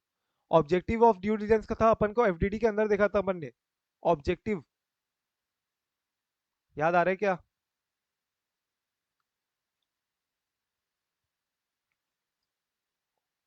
सर उसमें सब बैकग्राउंड चेक करेंगे ना, Cash flow. Background, accounting policies, management, वो सब चीज चेक करना है, टैक्सेशन और ये सब, यस, डेप्ट, ऑपरेशंस। क्या पॉइंट बोल रहे हो श्रुति, बोलो। हाँ, बैलेंस शीट का, पीएल का, कैश फ्लो और एमआईएस रिपोर्ट, ये सब पॉइंट्स देखेंगे। करेक्ट, सो वो अपने ऑब्जेक्टिव हो गए। सो ये सारे ऑब्जेक्टिव तुम बताओगे अपने रिपोर्ट में, राइट। फिर अपने तुमने बैकग्राउंड बताया टारगेट कंपनी का, तो उसका हिस्ट्री भी बताओगे। तुम्हारा क्या टर्म्स है, स्कोप है, मतलब तुम रिव्यू जब कर रहे हो ड्यू डिलिजेंस का, जब ड्यू डिलिजेंस कर रहे हो, रिव्यू कर रहे हो, तो क्या क्या देखने वाले हो तुम, क्या क्या एरिया को डिफाइन किए थे ना, की एरियाज डिफाइन किए थे, डू यू रिमेंबर, की एरियाज हैड बीन डिफाइंड। सो ये एरियाज को अपन ओवरलुक नहीं कर देंगे, ये एरियाज को पर्टिकुलरली हम हमारे स्कोप के अंदर है, जो हम केयरफुली एनालाइज करेंगे, देखेंगे। एंड शेयर होल्डिंग पैटर्न क्या है, ऑब्जर्वेशन क्या है, रिव्यू। जब तुमने रिव्यू कर लिया पूरा, तो तुम्हारा क्या ऑब्जर्वेशन है, तुम्हारा क्या ओपिनियन है, whether you should buy sell, at what price, at what negotiation, everything your observation. इसके अलावा अब देखो इसके बाद के पॉइंट्स अपन कैसे याद करेंगे। फाइनेंशियल लाइबिलिटी होता है और एसेट्स होता है। अपने एसेट बैलेंस शीट में तुम देखोगे तो क्या होगी, लाइबिलिटी होंगे एंड एसेट्स होंगे, यस और नो, लाइबिलिटी होंगे और एसेट्स होंगे। इसके बाद अपना प्रॉफिट एंड लॉस अकाउंट होगा, प्रॉफिट एंड लॉस अकाउंट, उसमें क्या दिखेगा तुमको, operating result, operating result, right. Profit दिखेगा कि नहीं, प्रॉफिट अगर दिखेगा तो इसके ऊपर टैक्स लगेगा। एक बार फटाफट से सोचते जाओ मेरे साथ, प्रॉफिट अगर दिखेगा तो इसके ऊपर टैक्स लगेगा। टैक्स अगर लगा और मैंने टैक्स नहीं पटाया, टैक्स अगर लगा और मैंने टैक्स नहीं पटाया, तो क्या मेरे ऊपर लिटिगेशन हो सकता है, क्या मेरे ऊपर लिटिगेशन हो सकता है। लिटिगेशन हुआ तो क्या ये मेरी अदर लाइबिलिटी भी आएगी, जिसके ऊपर मैंने प्रोविजन नहीं बनाया, जिसके ऊपर मैंने प्रोविजन नहीं बनाया है, ये मेरी अदर लाइबिलिटी में आ सकता है, जिसके ऊपर मैंने प्रोविजन नहीं बनाया है। And this is my unforeseen contingent liability, ये तो मैंने कभी सोचा भी नहीं था बचपन में, इतना सपने में, कि मेरे ऊपर टैक्स लाइबिलिटी आ जाएगी। ठीक है क्या। इसके अलावा अगर ये कंटिंजेंट लाइबिलिटी आ गई है, ये अनफोर्सिन लाइबिलिटी अगर आ गई है, so you should also see कि क्या इससे मेरी नेटवर्थ कम हो जाएगी क्या। अगर ये कंटिंजेंट लाइबिलिटी एक्चुअली में रियलाइज्ड लाइबिलिटी बन गई, अगर ये लाइबिलिटी आ गई एक्चुअल में, एक्चुअल लाइबिलिटी बन गई, सो क्या इससे मेरी नेटवर्थ कम हो जाएगी क्या, ऑब्वियसली, ऑब्वियसली तुम्हारी नेटवर्थ कम हो जाएगी। एंड देयरफॉर अब मेरे को क्या करना पड़ेगा, मैनेजमेंट स्ट्रक्चर चेंज करना पड़ेगा, स्वॉट एनालिसिस करना पड़ेगा, चार्जेस देखने पड़ेंगे, क्या क्या चार्जेस है, पूरा चीजें ये सब करनी पड़ेगी। एक बार फ्लो बनाए क्या देख लो फटाफट से, वापस से मैं बोल रहा हूँ। तुम बैलेंस शीट में एसेट देखते हो, लाइबिलिटी देखते हो, ठीक है, बैलेंस शीट में क्या देखते हो, लाइबिलिटी देखते हो, फाइनेंशियल लाइबिलिटी देखते हो, एसेट देखते हो। इसके बाद प्रॉफिट एंड लॉस में तुम क्या देखते हो, ऑपरेटिंग रिजल्ट।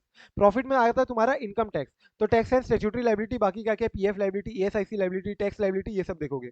टैक्स लाइबिलिटी आई तुम्हारी प्रॉफिट एंड लॉस में, तुमको दिखा ईपीएफ, ईएसआईसी, टैक्स लाइबिलिटी। सो तुमने देखा कि टैक्स लाइबिलिटी आ गई, लेकिन तुमने अगर टैक्स नहीं पटाओगे तो क्या होगा, तुम्हारे ऊपर लिटिगेशन, लिटिगेशन हुआ, तुम्हारे ऊपर लाइबिलिटी आई, तो ऐसी लाइबिलिटी जिसके ऊपर तुमने ना प्रोविजन बनाया कभी, ना तुमने सोचा था, नहीं सोचा था, तो ये तुम्हारी क्या हुई, unforeseen contingent liability. Unforeseen contingent liability मतलब क्या, अगर ये कंटीजेंट लाइबिलिटी लाइबिलिटी में कन्वर्ट हो गई तो मेरी नेटवर्थ कम हो जाएगी। नेटवर्थ कम हो गई तो मेरे को अब क्या क्या चेक करना पड़ेगा, मैनेजमेंट स्ट्रक्चर चेंज करना पड़ेगा, स्वॉट एनालिसिस करना पड़ेगा, so that I am again coping up with the reduce net worth structure. तो देखो वही सारे पॉइंट्स है। फाइनेंशियल लाइबिलिटी का असेसमेंट, सब पॉइंट में असेसमेंट वर्ड जोड़ देना, तुमको असेसमेंट जोड़ देना, सब पॉइंट्स हो जाएंगे। Assessment of assets, property, terms of lease, lease and encumbrances, ये तुम्हारे एसेट्स के अंदर आ गए। Assessment of operating results, assessment of taxation and statutory liability, assessment of liability on account of litigation, litigation हो सकता है अगर तुम टैक्स नहीं पटाओगे तो।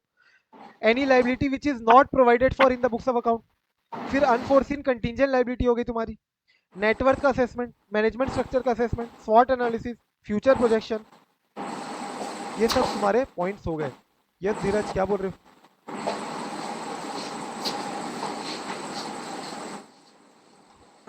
हो गया क्या याद धीरज? सिंपल है, फ्लो में यस सर, चलोगे। Yes sir, yes sir. Asset liability, financial liability, assets का असेसमेंट, देन तुम्हारा ऑपरेटिंग रिजल्ट्स, राइट।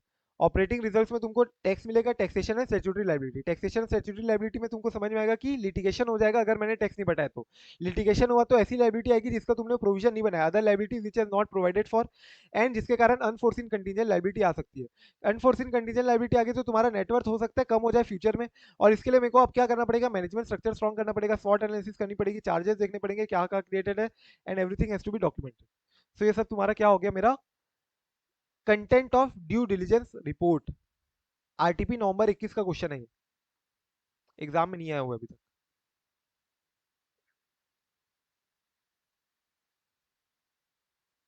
क्लियर है?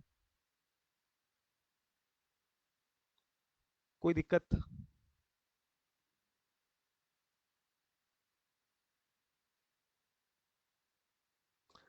Now come to last two question which we saw in, जब अपन फाइनेंशियल एनालिसिस कर रहे थे, ओवर वैल्यूएशन ऑफ एसेट्स देखे थे और अंडर वैल्यूएशन ऑफ लायबिलिटी देखे थे ना? डू यू रिमेंबर ये वाला पॉइंट? जब अपन फाइनेंशियल स्टेटमेंट रिव्यू कर रहे थे तो अपन ने बोला ना कि नेटवर्क देखना पड़ेगा, so that we adjust the impact of over valuation of assets और under valuation of liability. Yes, over और अंडर वैल्यूएशन ऑफ एसेट्स और लायबिलिटी। सो वही बातें अब अपन को देखनी कि कौन कौन से केसेस हो सकते हैं जहां पे तुमको लग रहा है कि लायबिलिटीज अंडर वैल्यूड है, या कौन कौन से केसेस हो सकते हैं जहां तुमको लग रहा है कि एसेट्स ओवर वैल्यूड है। तो लायबिलिटीज अंडर वैल्यूड है, तुम देखो सोचो एक बार कहाँ कहाँ तुमको लग रहा है हो सकता है कि लायबिलिटीज अंडर वैल्यूड है। पर्टिकुलरली ये सारे वो पॉइंट, वो लायबिलिटी होगी जो तुम्हारे बैलेंस शीट में नहीं दिख रही है। कल मेरे को किसी ने पूछा था ऑफ बैलेंस शीट ट्रांजेक्शन क्या होते हैं sir? Of balance sheet transaction मतलब जो तुम्हारे बैलेंस शीट में दिख नहीं रहे, ऐसा लायबिलिटी दिख नहीं रही है, लेकिन वो लायबिलिटी अराइज हो सकती है फ्यूचर में, वो लायबिलिटी अराइज हो सकती है फ्यूचर में। कंटिजेंट लायबिलिटी बोलो या ऑफ बैलेंस शीट तुम्हारा एक्सपोजर बोलो, बिकॉज ऑफ गारंटी जो भी है। So these are off balance sheet transaction which can arise in future as a liability, although these are not shown as liability currently in the balance sheet. So similarly ये सब जो बातें हैं जो तुम्हारे बैलेंस शीट में नहीं दिख रहे हैं, लेकिन तुमने उसको as an off balance sheet item भी डिस्क्लोज नहीं किया है, तो तुमको ये सब रिव्यू करना पड़ेगा ना कि सारे के सारे ऑफ बैलेंस शीट लाइबिलिटीज जो है, सारे के सारे हिडन लाइबिलिटीज हो सकते हैं कई सारे, whether everything has been accounted for और नॉट। ठीक है, सो देखो सबसे पहला agreement to buy back share sold at a stated price. So समझ लो अभी प्राइस चल रहा है 120, शेयर प्राइस चल रहा है अभी 120 ऑफ द एंटिटी।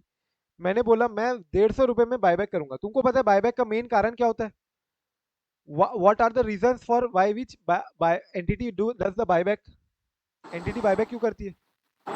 सर एक तो ईपीएस बढ़ाने के लिए करती है, ईपीएस बढ़ाने अर्निंग के लिए पर करेगी, शेयर, ओके। और दूसरा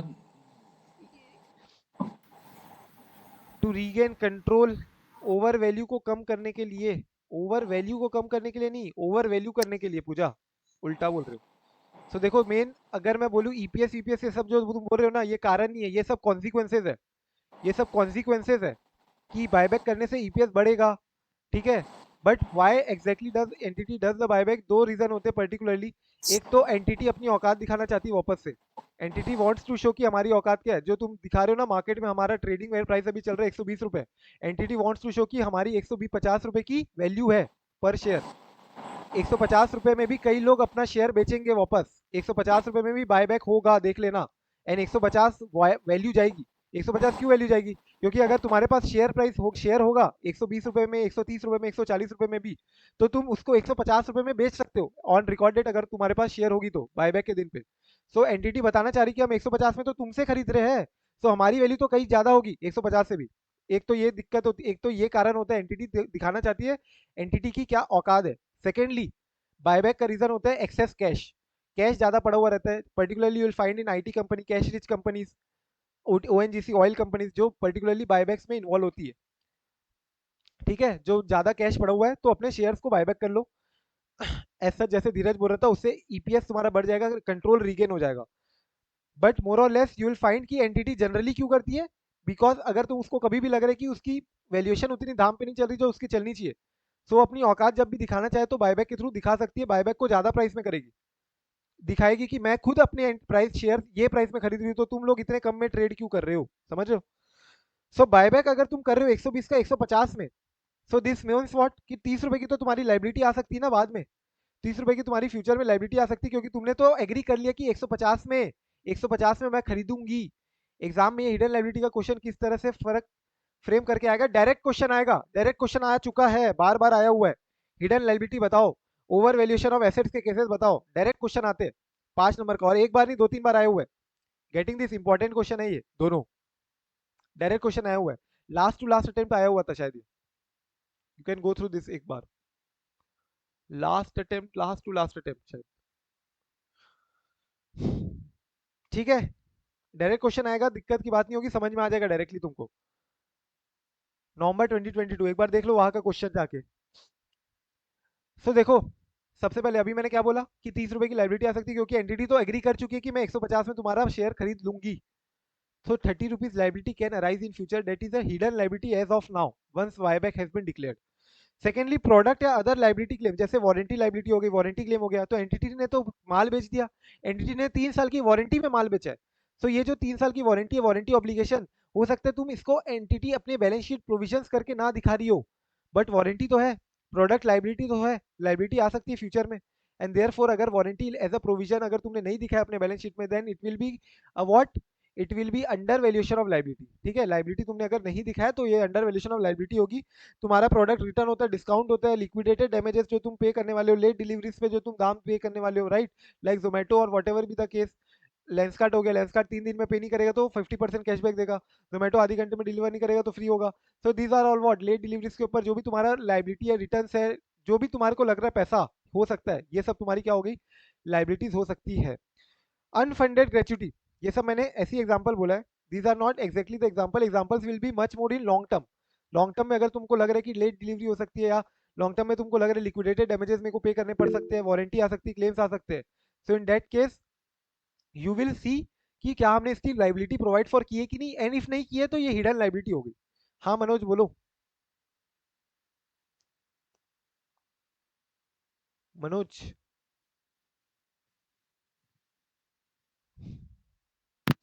हेलो सर, ये agreement hold at stated price है, तो ये बाय एट स्टेटेड प्राइस होना चाहिए ना? क्या क्या वापस से बोलना एक बार, वॉइस क्लियर नहीं आ रही तुम्हारी। ये फर्स्ट लाइन जो लिखी है, agreement to buy back shares, हाँ, सोल्ड एट स्टेटेड प्राइस का मतलब क्या हुआ? बाई होना चाहिए ना? Sold at a liability stated तो प्राइस मतलब तुमने प्राइस सेल्स बता दिया है कि मैं इतने, तुम इतने भाव में सेल कर सकते हो मेरे को, कंपनी ने बोल दिया शेयर होल्डर को कि तुम चाहो तो 150 रुपए में, स्टेटेड प्राइस बता दी 150 रुपए में, तुम चाहो तो सेल कर सकते हो अपने शेयर्स कंपनी को। तो कंपनी के पॉइंट ऑफ व्यू से तो बाई हुआ ना सर? हाँ, शेयर होल्डर के मुझे तो पॉइंट ऑफ व्यू से लाइबिलिटी सेल होगा, that you can sell the share at a stated price, agreement to buy back shares sold at a stated price. जी जी, वो कंफ्यूजन हो गया तो सर कि बाई करेगी कंपनी तो उसके लिए लाइबिलिटी हुआ ना, मतलब। वो वही है, शेयर होल्डर सेल कर सकते हैं at a stated price, so then it will be a liability for the company. Product and other liability claims हो गया, वारंटी लाइबिलिटी होगी तुम्हारी। अनफंडेड ग्रेच्युटी, ये तुम लोगों ने पढ़ा होगा इंडिया 19 में। तुम्हारी फंडेड लाइबिलिटी, अनफंडेड लाइबिलिटीज क्या होती है, फंडेड लाइबिलिटी, अनफंडेड तो ग्रेच्युटी फंडेड लाइबिलिटी। लाइबिलिटी ये होती है जितना हम एक्चुअल वैल्यूएशन कराते हैं ईयर एंड पे, उतना अमाउंट हम किसी भी एक फंड में जमा करा देते हैं। जैसे मेरी कंपनी ने एलआईसी में एक अपना ग्रेचुइटी फंड बनाया हुआ है, तो हर करेक्ट, साल जितना भी हमारा जितना मतलब ईयरली जितना एक्चुअल वैल्यूएशन आता है उसके हिसाब से जितना शॉर्टफॉल होता है ना, तो मेरी कंपनी उतना पेमेंट जमा करा के उस ग्रेचुइटी फंड को इंटैक्ट रखती है, जिससे कि फ्यूचर में कोई कंपनी के ऊपर लाइबिलिटी ना आए।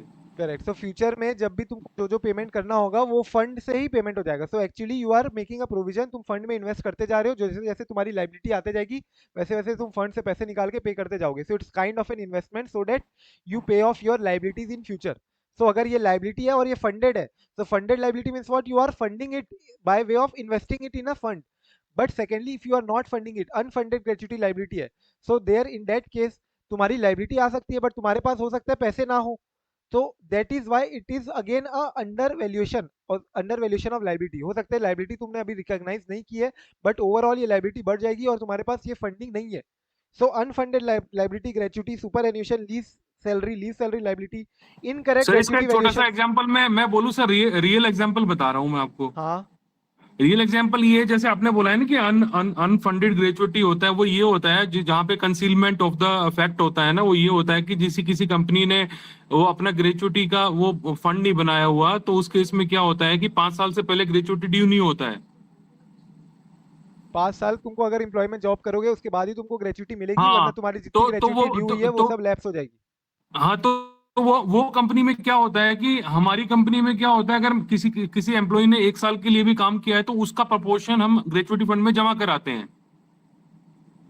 But exactly what happens is कि जनरली कंपनी अनफंडेड इसलिए रखती है क्योंकि कंपनी नोज कि most of the employees will not be working for more than 5 years, और जो उनका फंडिंग एक लाइबिलिटी क्रिएट होते जाती है ना ग्रेचुटी की, यस सर। वो एक्चुअली ओवरऑल लैप्स नहीं होके जो दूसरी एम्प्लॉयज है उनके साथ एडजस्ट हो जाती है।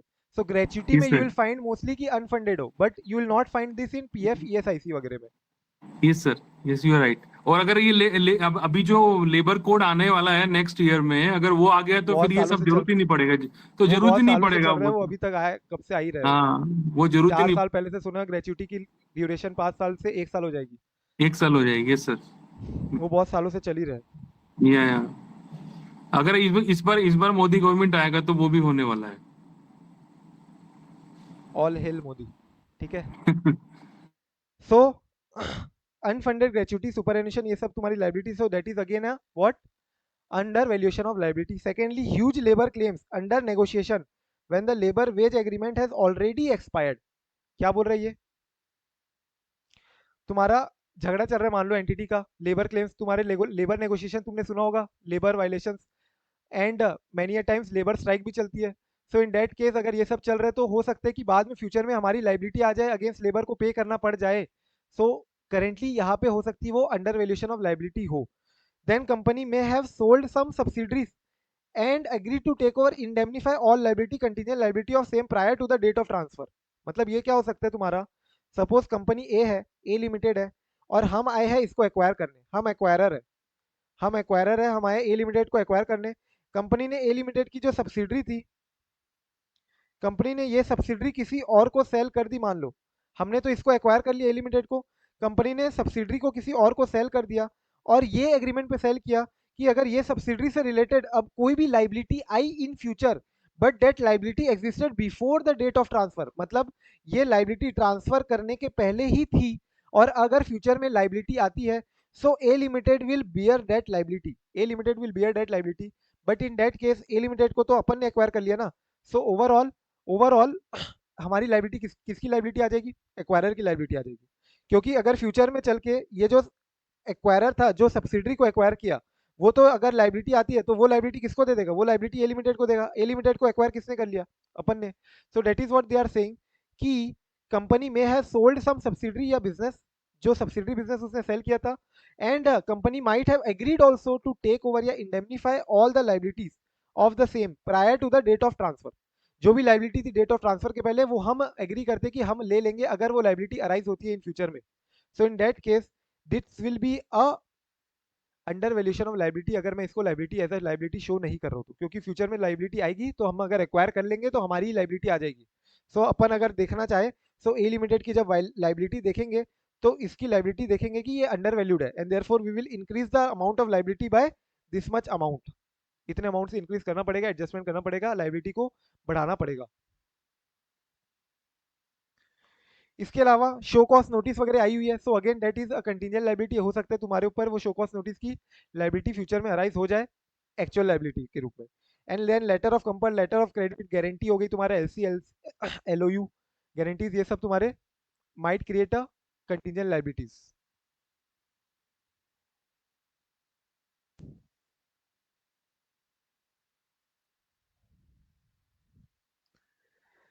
देन तुम्हारे डायरेक्ट इनडायरेक्ट टैक्सेस के अंदर लाइबिलिटीज आ सकती है, just like we saw what show cost notices. तुम्हारे नोटिस हो गए इनडायरेक्ट टैक्सेस के अंदर, कस्टम्स सर्विस के अलावा जीएसटी वगैरह के अंदर। सो ये अपने को डिवाइड करने देखो फटाफट से। एक बार क्विकली इतना सा याद कर लोगे तो मोस्टली पॉइंट्स रिकवर हो जाएंगे। क्या? बीपी तुम्हारा जो एम्प्लॉय का है वो बढ़ गया, BP employ increase. If contingent liability अगर तुम्हारी टैक्स लाइबिलिटी में बन गई तो क्या तुम्हारा खून नहीं खोलेगा? बताओ फटाफट से, क्या तुम्हारा खून खोलेगा कि नहीं? अगर कंटिजेंट Yes, sir. लाइबिलिटी तुम्हारी टैक्स लाइबिलिटी में बन गई तो क्या तुम्हारा खून खोलेगा? इसलिए बीपी तुम्हारा बढ़ गया। BP of the employ has increased, BP of the employ increase if contingent liability convert into tax liability. So BP से क्या देख लो, बी और पी से है तुम्हारा, बी से है बायबैक और पी से है product warranty and liabilities.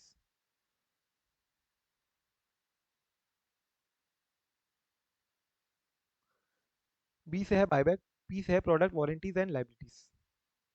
Employ से इंप्लॉय रिलेटेड पॉइंट हो गया। अपन ने इंप्लॉय रिलेटेड कौन कौन से पॉइंट देखे? एक तो अनफंडेड लाइबिलिटी वाला देखा था, याद है? उसके अलावा वो इंप्लॉय झगड़े कर रहे थे, स्ट्राइक में चले गए थे, लेबर स्ट्राइक वगैरह, तो उसके कारण हो सकता है वेज नेगोशिएशन हो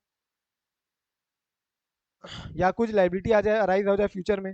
फिर huge labour claims, labour claim आ जाए, कुछ लेबर लिटिगेशन चल रहा है, लिटिगेशन। ये सब कौन से पॉइंट हो गए मेरे? इंप्लॉय से रिलेटेड पॉइंट हो गए। इंप्लॉय से रिलेटेड 3-4 पॉइंट देख लो। फिर इसके बाद मैंने बोला अगर मेरी कंटिजेंट लाइबिलिटी कन्वर्ट हो जाती है टैक्स लाइबिलिटी में, तो टैक्स लाइबिलिटी से रिलेटेड देखो बहुत सारे पॉइंट है। डायरेक्ट इनडायरेक्ट टैक्स में, डायरेक्ट इनडायरेक्ट टैक्स में क्या क्या पॉइंट है, ठीक है? उसके अलावा तुम्हारे थे कस्टम ड्यूटी में क्या क्या पटाओगे, शो कॉस्ट नोटिस आ गई तो वो सारे पॉइंट हो गए तुम्हारे टैक्स लाइबिलिटी के रिलेटेड। कंटिजेंट लाइबिलिटी से रिलेटेड देखो क्या क्या पॉइंट है। कंटिजेंट लाइबिलिटी से रिलेटेड एक तो यही वाला पॉइंट था, ये जो अपन ने पॉइंट देखा ना सब्सिडरी वाला, ये मेरी क्या है? ये कंटिजेंट लाइबिलिटी तो है, कंटिजेंट लाइबिलिटी तो है ये। इसके अलावा लेटर ऑफ कंफर्ट, ये सब मेरी कंटिजेंट लाइबिलिटी है। एलसी हो गया, एलओयू हो गया, लेटर ऑफ अंडरटेकिंग, गारंटीज हो गई, ये सब सब सब मेरी क्या है? कंटिजेंट लाइबिलिटी है। तो देख लो सारे पॉइंट मोटा माटी अपने कवर हो गए।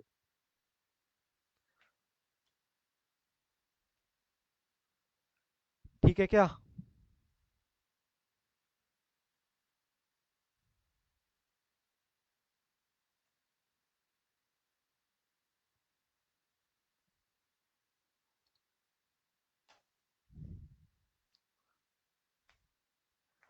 लास्ट क्वेश्चन आ जाओ अपना ये चैप्टर का, ओवर वैल्यूएशन ऑफ एसेट्स। अब एसेट्स तुमको लग रहा है ओवर वैल्यूड होंगे, कब हो सकते हैं ये? एक दो एग्जांपल सोच के देख लो, क्या क्या चीजें ओवर वैल्यूड हो सकती है? अगर तुमने मान लो एसेट्स का इंपेयरमेंट कर देना चाहिए था लेकिन तुमने इंपेयर नहीं किया, मैंने एग्जांपल दिया था, याद है? मैंने तुम लोग से 2-3 दिन पहले पूछा था, हेल्ड टू मैच्योरिटी सिक्योरिटी या एसेट हेल्ड फॉर सेल, कौन सी सिक्योरिटी ज्यादा इंपॉर्टेंट है फॉर यू टू एनालाइज? तुम सब लोग ने बोला था held to maturity. Held to maturity important क्यों है? क्योंकि these are not valued at fair value, ठीक है? हर साल उसको फेयर वैल्यू पे वैल्यू नहीं किया जाएगा। So we'll have to check for impairment कि कहीं उसकी वैल्यू सब्सटेंशियली डिक्रीज तो नहीं हो गई है, and therefore we might need to impair the security investment, right? So there can be a case जहां पे इंपेयरमेंट हो गया है बट तुमने उसको इंपेयर नहीं किया है, ठीक है? कैरिंग वैल्यू अभी भी तुम उसको कैरिंग एसेट, कैरिंग अमाउंट पे ही दिखा रहे हो, जबकि उसकी रिकवरेबल अमाउंट कम हो चुकी है। And that is what is the case with तुम्हारा over valuation of asset. Secondly समझो, गुडविल तुम्हारी ज्यादा दिख रही है, बहुत ज्यादा, तुमने गुडविल बहुत ज्यादा दाम पे दिखा के रखा हुआ है जबकि है ही नहीं उतनी ज्यादा। इंटेंजिबल एसेट्स के केस में जनरली हो सकता है कि your valuation is much more than what you will actually be realising in future year, so that is what your over valuation of asset. Similarly तुमने कोई ऐसा खर्चा करके रख दिया जिसको तुमने कैपिटलाइज कर दिया बैलेंस शीट में, जबकि उससे कोई बेनिफिट होने ही नहीं वाला है, जबकि उससे कोई बेनिफिट होने ही नहीं वाला है, so that should be write off, that should be write off in profit and loss, right? So these are all what my over valuation of assets, over valuation of assets, right? So देखो इसको अपन ने कुछ नहीं करना है, इसको it's very simple for us to recall. सारे पॉइंट्स बहुत सिंपल है, बस अपने को देखना है कि अपन को याद कैसे कर पाएंगे। तो सबसे पहले अपन को decreasing value of order of liquidity में चलेंगे अपन। पीपीई हो गया सबसे पहले, ठीक है? पीपी में क्या बोलता है? तुम्हारी प्लांट एंड मशीनरी ऑब्सोलीट हो गई, स्टिल तुम दिखा के रख रहे हो उसको कैरिंग वैल्यू पे। प्लांट एंड मशीनरी कुछ काम की नहीं है लेकिन अभी भी तुम कैरिंग वैल्यू पे प्लांट एंड मशीनरी को दिखा रहे हो, कोई मतलब नहीं है क्योंकि ये ओवर वैल्यूएशन ऑफ एसेट है। प्लांट एंड मशीनरी वो एक्चुअली में कोई बेनिफिट तुमको दे ही नहीं रही है, ऑब्सोल्यूट है, अंडर यूज्ड है। Spares asset value which have been impaired due to sudden fall in market value, लेकिन तुमने इंपेयर नहीं किया है, तुमने इंपेयर नहीं किया। सो पीपी रिलेटेड 2 पॉइंट हो गए। लिटिगेटेड एसेट्स एंड प्रॉपर्टी, ठीक है, ये दूसरा पॉइंट। लिटिगेटेड, लिटिगेशन में तुम्हारी PP plant and property assets, तुम्हारी कोई फैक्ट्री मान लो लिटिगेशन में चल रही है, ऑक्शन में तुमने खरीदा था, लेकिन मान लो कोई और ने भी ऑक्शन में खरीद लिया था, ऐसा होता है ना कई बार, दो दो प्रॉपर्टी साथ में खरीद लेते हो, दो लोग एक ही प्रॉपर्टी को खरीद लेते हैं, सो वो लिटिगेशन में चल रहा है, या फिर ऑब्सोलीट पीपी हो गया। फिर इसके अलावा तुम्हारा assets carried at much more than current market value due to capitalization of expenditure, foreign exchange fluctuation, capitalization of expenditure mainly in the nature of revenue। so ये तुम्हारा हो गया डिफर्ड रेवेन्यू एक्सपेंडिचर टाइप से। ये तुमने सुना होगा बचपन में, डिफर्ड रेवेन्यू एक्सपेंडिचर, जो कि अपन रिकॉग्नाइज करना बंद कर दिए थे।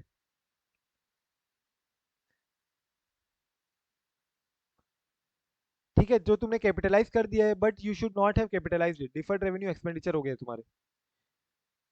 इसकी value much more then current market value, तुमने इसको जो रिकॉग्नाइज किया है बैलेंस शीट, वो तुमने बहुत ज्यादा वैल्यू पे किया है, much more then its current market value. इसके अलावा मैंने जो तुमको बताया ना, इनफ्रक्चुअस प्रोजेक्ट एक्सपेंडिचर, तुमने कोई प्रोजेक्ट में खर्चा किया है और वो तुमने प्रोजेक्ट को कैपिटलाइज कर दिया, जबकि वो प्रोजेक्ट से कुछ बेनिफिट होने नहीं वाला है। इनफ्रक्चुअस मतलब कुछ फ्रूटफुल बेनिफिट नहीं होने वाला है। तो देखो, सबसे पहले अपन ने क्या बोला, पीपी हो गया, उसके बाद तुम्हारे हो गए normal assets, that is deferred revenue expenditure, या ये सब तुम्हारे क्या हो गए, इनटेंजिबल एसेट्स हो गए, राइट, इनटेंजिबल्स। तो देखो, intangible assets of no value, example goodwill जबरदस्ती दिखा के रख रहे अपन, intangible assets of no value goodwill, example goodwill. इसके बाद तुम्हारा तीसरा कैटेगरी है इन्वेस्टमेंट्स की। इन्वेस्टमेंट्स का जैसे मैंने बताया ना तुमको, इन्वेस्टमेंट्स को तुमने कैरिंग वैल्यू पे दिखा रहे हो, जबकि तुमको रियलाइजेबल वैल्यू पे दिखाना चाहिए था, जबकि तुमको इंपेयर करना चाहिए था, तुमने इंपेयर नहीं किया हेल्ड टू मैच्योरिटी सिक्योरिटीज को। So investment should have been impaired, impairment नहीं किया तो, so then that could be a case of overvaluation of assets। then investment carrying a very low rate of income return, तो तुमको पता होगा अगर investment बहुत लो रेट ऑफ रिटर्न इनकम दिखाती है, सो इन्वेस्टमेंट जनरली अपन को क्या दिखता है, ज्यादा दाम पे, क्योंकि इन्वेस्टमेंट जब अपन फ्यूचर की जो कैश फ्लोज आने वाले हैं वो अपन को ज्यादा दाम पे आने वाले हैं, जबकि रेट ऑफ इंटरेस्ट अभी कम हो गई है। So investment you will see कि उसकी वैल्यू बढ़ जाती है, मतलब जब पुलिंग करते, पुल ऑफ करते, डिस्काउंटिंग करते, so that in a way can show what that in a way can show that the investments are overvalued। Overall investment से समझ लो एग्जांपल के रूप में, अगर सिंपल बोलूं, अगर एसएफएम ना घुसाओ, कुछ भी मत, ये मत सोचो, सिंपल इतना बस सोच लो कि इन्वेस्टमेंट से रिटर्न जो आने वाला है वो बहुत अब कम हो गया है, वो बहुत कम हो गया है, जबकि अपन ने ज्यादा दाम पे खरीदा हुआ है। सो ओवरऑल वो इन्वेस्टमेंट को अपन को इंपेयर करना चाहिए, वो इन्वेस्टमेंट की वैल्यू ज्यादा है जबकि वो इन्वेस्टमेंट की वैल्यू कम आनी चाहिए। Absolute slow non moving inventory, अब तुम्हारे आगे इन्वेस्टमेंट्स के बाद लास्ट कैटेगरी आ गई तुम्हारी काय की, करंट एसेट्स की। करंट एसेट में तुम्हारे डेटर आ जाएंगे, करंट एसेट में तुम्हारी इन्वेंट्री आ जाएगी। इन्वेंट्री में कौन कौन से पॉइंट आ जाएंगे, इन्वेंट्री में स्लो मूविंग इन्वेंट्री आ जाएगी। स्लो मूविंग मतलब समझते होंगे, जो ज्यादा दिन तक गोदाम में रहते, ज्यादा दिन तक वेयर हाउस में रहते, जो फटाफट मूवमेंट नहीं होती जिसकी, स्लो मूविंग। जैसे एग्जांपल तुम्हारे जो लग्जरी गुड्स होंगे वो स्लो मूविंग होंगे, लेकिन जो तुम्हारे फास्ट मूविंग कंज्यूमर गुड्स होंगे वो फास्ट मूविंग होंगे, right, consumer goods generally fast moving होंगे। सो स्लो नॉन मूविंग है, ऑब्सोल्यूट हो गए, या फिर inventory which is valued above NRV. Inventory की वैल्यूएशन क्या होती है, कॉस्ट और NRV which ever is lower, yes और नो, लेकिन तुमने एनआरवी के ऊपर कॉस्ट करके रखा हुआ है, वैल्यूएशन करके रखा हुआ है, so that is again an over valuation of asset. Huge inventories of packing material with the name of the company, तो तुम्हारे कंपनी के नाम पे बहुत सारे तुमने झोले लगा के रखे हुए हैं, झोले झोले, ठीक है, अब वो तुमने कंपनी का नाम बदल दिया, या फिर झोले कुछ काम ही नहीं आ रहे, जो पॉलिथीन है वो पॉलिथीन बैन हो गई है, तुमने कपड़े की नहीं बनाई थी, वो पॉलिथीन बैन हो गई, तुम वो पॉलिथीन अब बेच नहीं सकते हो, तुम वो पॉलिथीन में अपना सामान सेल नहीं कर सकते हो। सो पॉलिथीन इतने सारी जो बनाई थी तुमने 40-50 लाख की, वो सब क्या होगी, तुम्हारी एसेट नहीं रही है, वो एसेट क्या होगी, वो तो तुम यूज ही नहीं कर पाओगे। सिमिलरली अनकलेक्टेबल रिसीवेबल, जो तुम्हारे रिसीवेबल्स है, डेटर्स है, वो बैड डेट्स हो रहे हैं एक्चुअली में, बट तुमको समझ नहीं आ रहा है और तुम उसको राइट ऑफ नहीं कर रहे हो, that is again an over valuation of assets. Group company balance under reconciliation, group company balance में अभी रिकंसिलिएशन चल रहा है और तुमको लग रहा है कि एसेट मेरे को दिख रहा है, लेकिन ये एसेट नहीं है एक्चुअली में, ये तो group with in the group balance है, ओवरऑल ग्रुप में देखोगे तो कुछ फायदा नहीं है। So that is what your entire over valuation of asset deals with. तो चार कैटेगरी में डिवाइड किया अपन ने, PP, deferred intangibles, investments and then current assets. Current assets में फर्दर डिवीजन हुआ डेटर्स, इन्वेंट्रीज, इन्वेंट्रीज में फर्दर डिवीजन हुआ स्लो मूविंग इन्वेंट्री हो गई, या फिर तुम्हारी इन्वेंट्री कॉस्ट और NRV which ever is lower में ना दिखा के तुम कॉस्ट में दिखा रहे हो, राइट। डेटर्स में बैड डेट्स हो गए लेकिन तुम उसको राइट ऑफ नहीं किए हो। इन्वेस्टमेंट में हेल्ड टू मैच्योरिटी सिक्योरिटी, तुमने लो रेट ऑफ इनकम तुमको मिल रहा है तो भी तुम उसको रखे हुए हो, तुम्हारी कैरिंग वैल्यू लेस हो चुकी है, carrying value sorry fair value less हो चुकी है, रियलाइजेबल वैल्यू लेस हो चुकी है, तुम भी तुम उसको कैरिंग वैल्यू पे दिखा रहे हो, डिफर्ड एक्सपेंडिचर हो गया तुम्हारा, अनफ्रक्चुअस इनफ्रक्चुअस प्रोजेक्ट एक्सपेंडिचर हो गया, इनटेंजिबल एसेट जबरदस्ती दिखा रहे हो, गुडविल जबरदस्ती दिखा रहे हो, एंड पीपी तुम्हारा property plant and equipment absolute वगैरह हो गया तो भी तुम उसको दिखा रहे हो. So these are all what my over valuation of assets. I hope this chapter is very much clear and you will be revising it. Half an hour एक बार देना उसको फटाक से, आज ही रात में या सोने के पहले एक बार जरूर देना. हाफ आवर, आधी घंटा, 1 घंटा जरूर देना, तो तुम्हारा एक बार चैप्टर कंसोलिडेट होके अच्छे से बैठ जाएगा दिमाग में. ठीक है. सो अपना ये ड्यू डिलिजेंस हो गया है. इसके अलावा मैंने आज ऐसे 610 एंड 620 का वीडियो अपलोड कर दिया है. So that you will have to see by today और by tomorrow, because tomorrow I will be giving a recorded lecture. कल के लिए मैं रिकॉर्डेड लेक्चर दे रहा हूँ तुमको इन्वेस्टिगेशन का. ड्यू डिलिजेंस के बाद का पार्ट क्या है? ड्यू डिलिजेंस के बाद का पार्ट अपना इन्वेस्टिगेशन का है. So investigation I will be giving you recorded. So वो तुमको कल इन्वेस्टिगेशन भी कंप्लीट करना है, और आज ही 610 620 अभी भिड़ जाओ 9 बजे से. ठीक है, 9 से साढ़े 10 तक लग जाएगा तुमको टाइम, करीब करीब 9 to 10:30 लग जाएगा, 1.5 आवर. और अगर स्पीड में देख लोगे तो स्पीड में कम भी हो जाएगा टाइम. सो 1 घंटे में भी कंप्लीट कर सकते हो. 610 620 अच्छे से करना, इंपॉर्टेंट स्टैंडर्ड है दोनों के दोनों, particularly 620 very very important standard. So try. मैंने बहुत कोशिश किया कि मैं 620 तुमको याद कराते हुए चलूँ. तो जहाँ पे मैं पॉज ले रहा हूँ, जहाँ पे मैं बोल रहा हूँ वीडियो में कि पॉज करो, रीड करो, एक बार रिवाइज करो, तो वहाँ तुम पॉज करके रिवाइज करो, वहाँ तुम पॉज करके रिकॉल करने की कोशिश करो, फिर वापस से चालू करो. ठीक है, बराबर खत्म करने का नहीं है, खाने के लिए नहीं है अपना. ठीक है. सो जहाँ रिवाइज करने बोल रहा हूँ वहाँ पॉज करके रिवाइज करो, जहाँ मैं बोल रहा हूँ कि एक बार रिकॉल करो, रीड करो वापस से, तो रीड करो पॉज करके, then only start moving ahead. So एक बार दोनों वो वीडियो देख लेना. इन्वेस्टिगेशन का video I will upload it by tonight. वो इन्वेस्टिगेशन का कल रिकॉर्डेड है. एंड देन अपन फिर मिलेंगे वापस से थर्सडे को. थर्सडे को तुम्हारा टेस्ट है. यस सागर बोलो. सर जैसे इसके बाद 2 चैप्टर और है ना, 14 और 15. हाँ, तुम्हारा बस बचा है internal audit, management audit and operational audit, एक चैप्टर ही बचा है, और लाइबिलिटी ऑफ ऑडिटर. हाँ वही 14 15. तो सर मेरे को बस ये जानना था कि एस्टिमेटेड फिर भी अपना कब तक के हो पाएगा? 2-3 दिन. इसके बाद अपना वही है, फॉरेंसिक ऑडिट कराऊंगा मैं डे आफ्टर टुमारो. कल तुम्हारा इन्वेस्टिगेशन हो जाएगा, एंड आफ्टर दैट तुम्हारा internal audit, management audit, operational audit. कल अपने सर ऑनलाइन क्लास नहीं है क्या? कल रिकॉर्डेड रहेगा. ओके वही राइट. तो बोलो मैंने, कल रिकॉर्डेड लास्ट मतलब 25 तक हो जाएगा ना सर?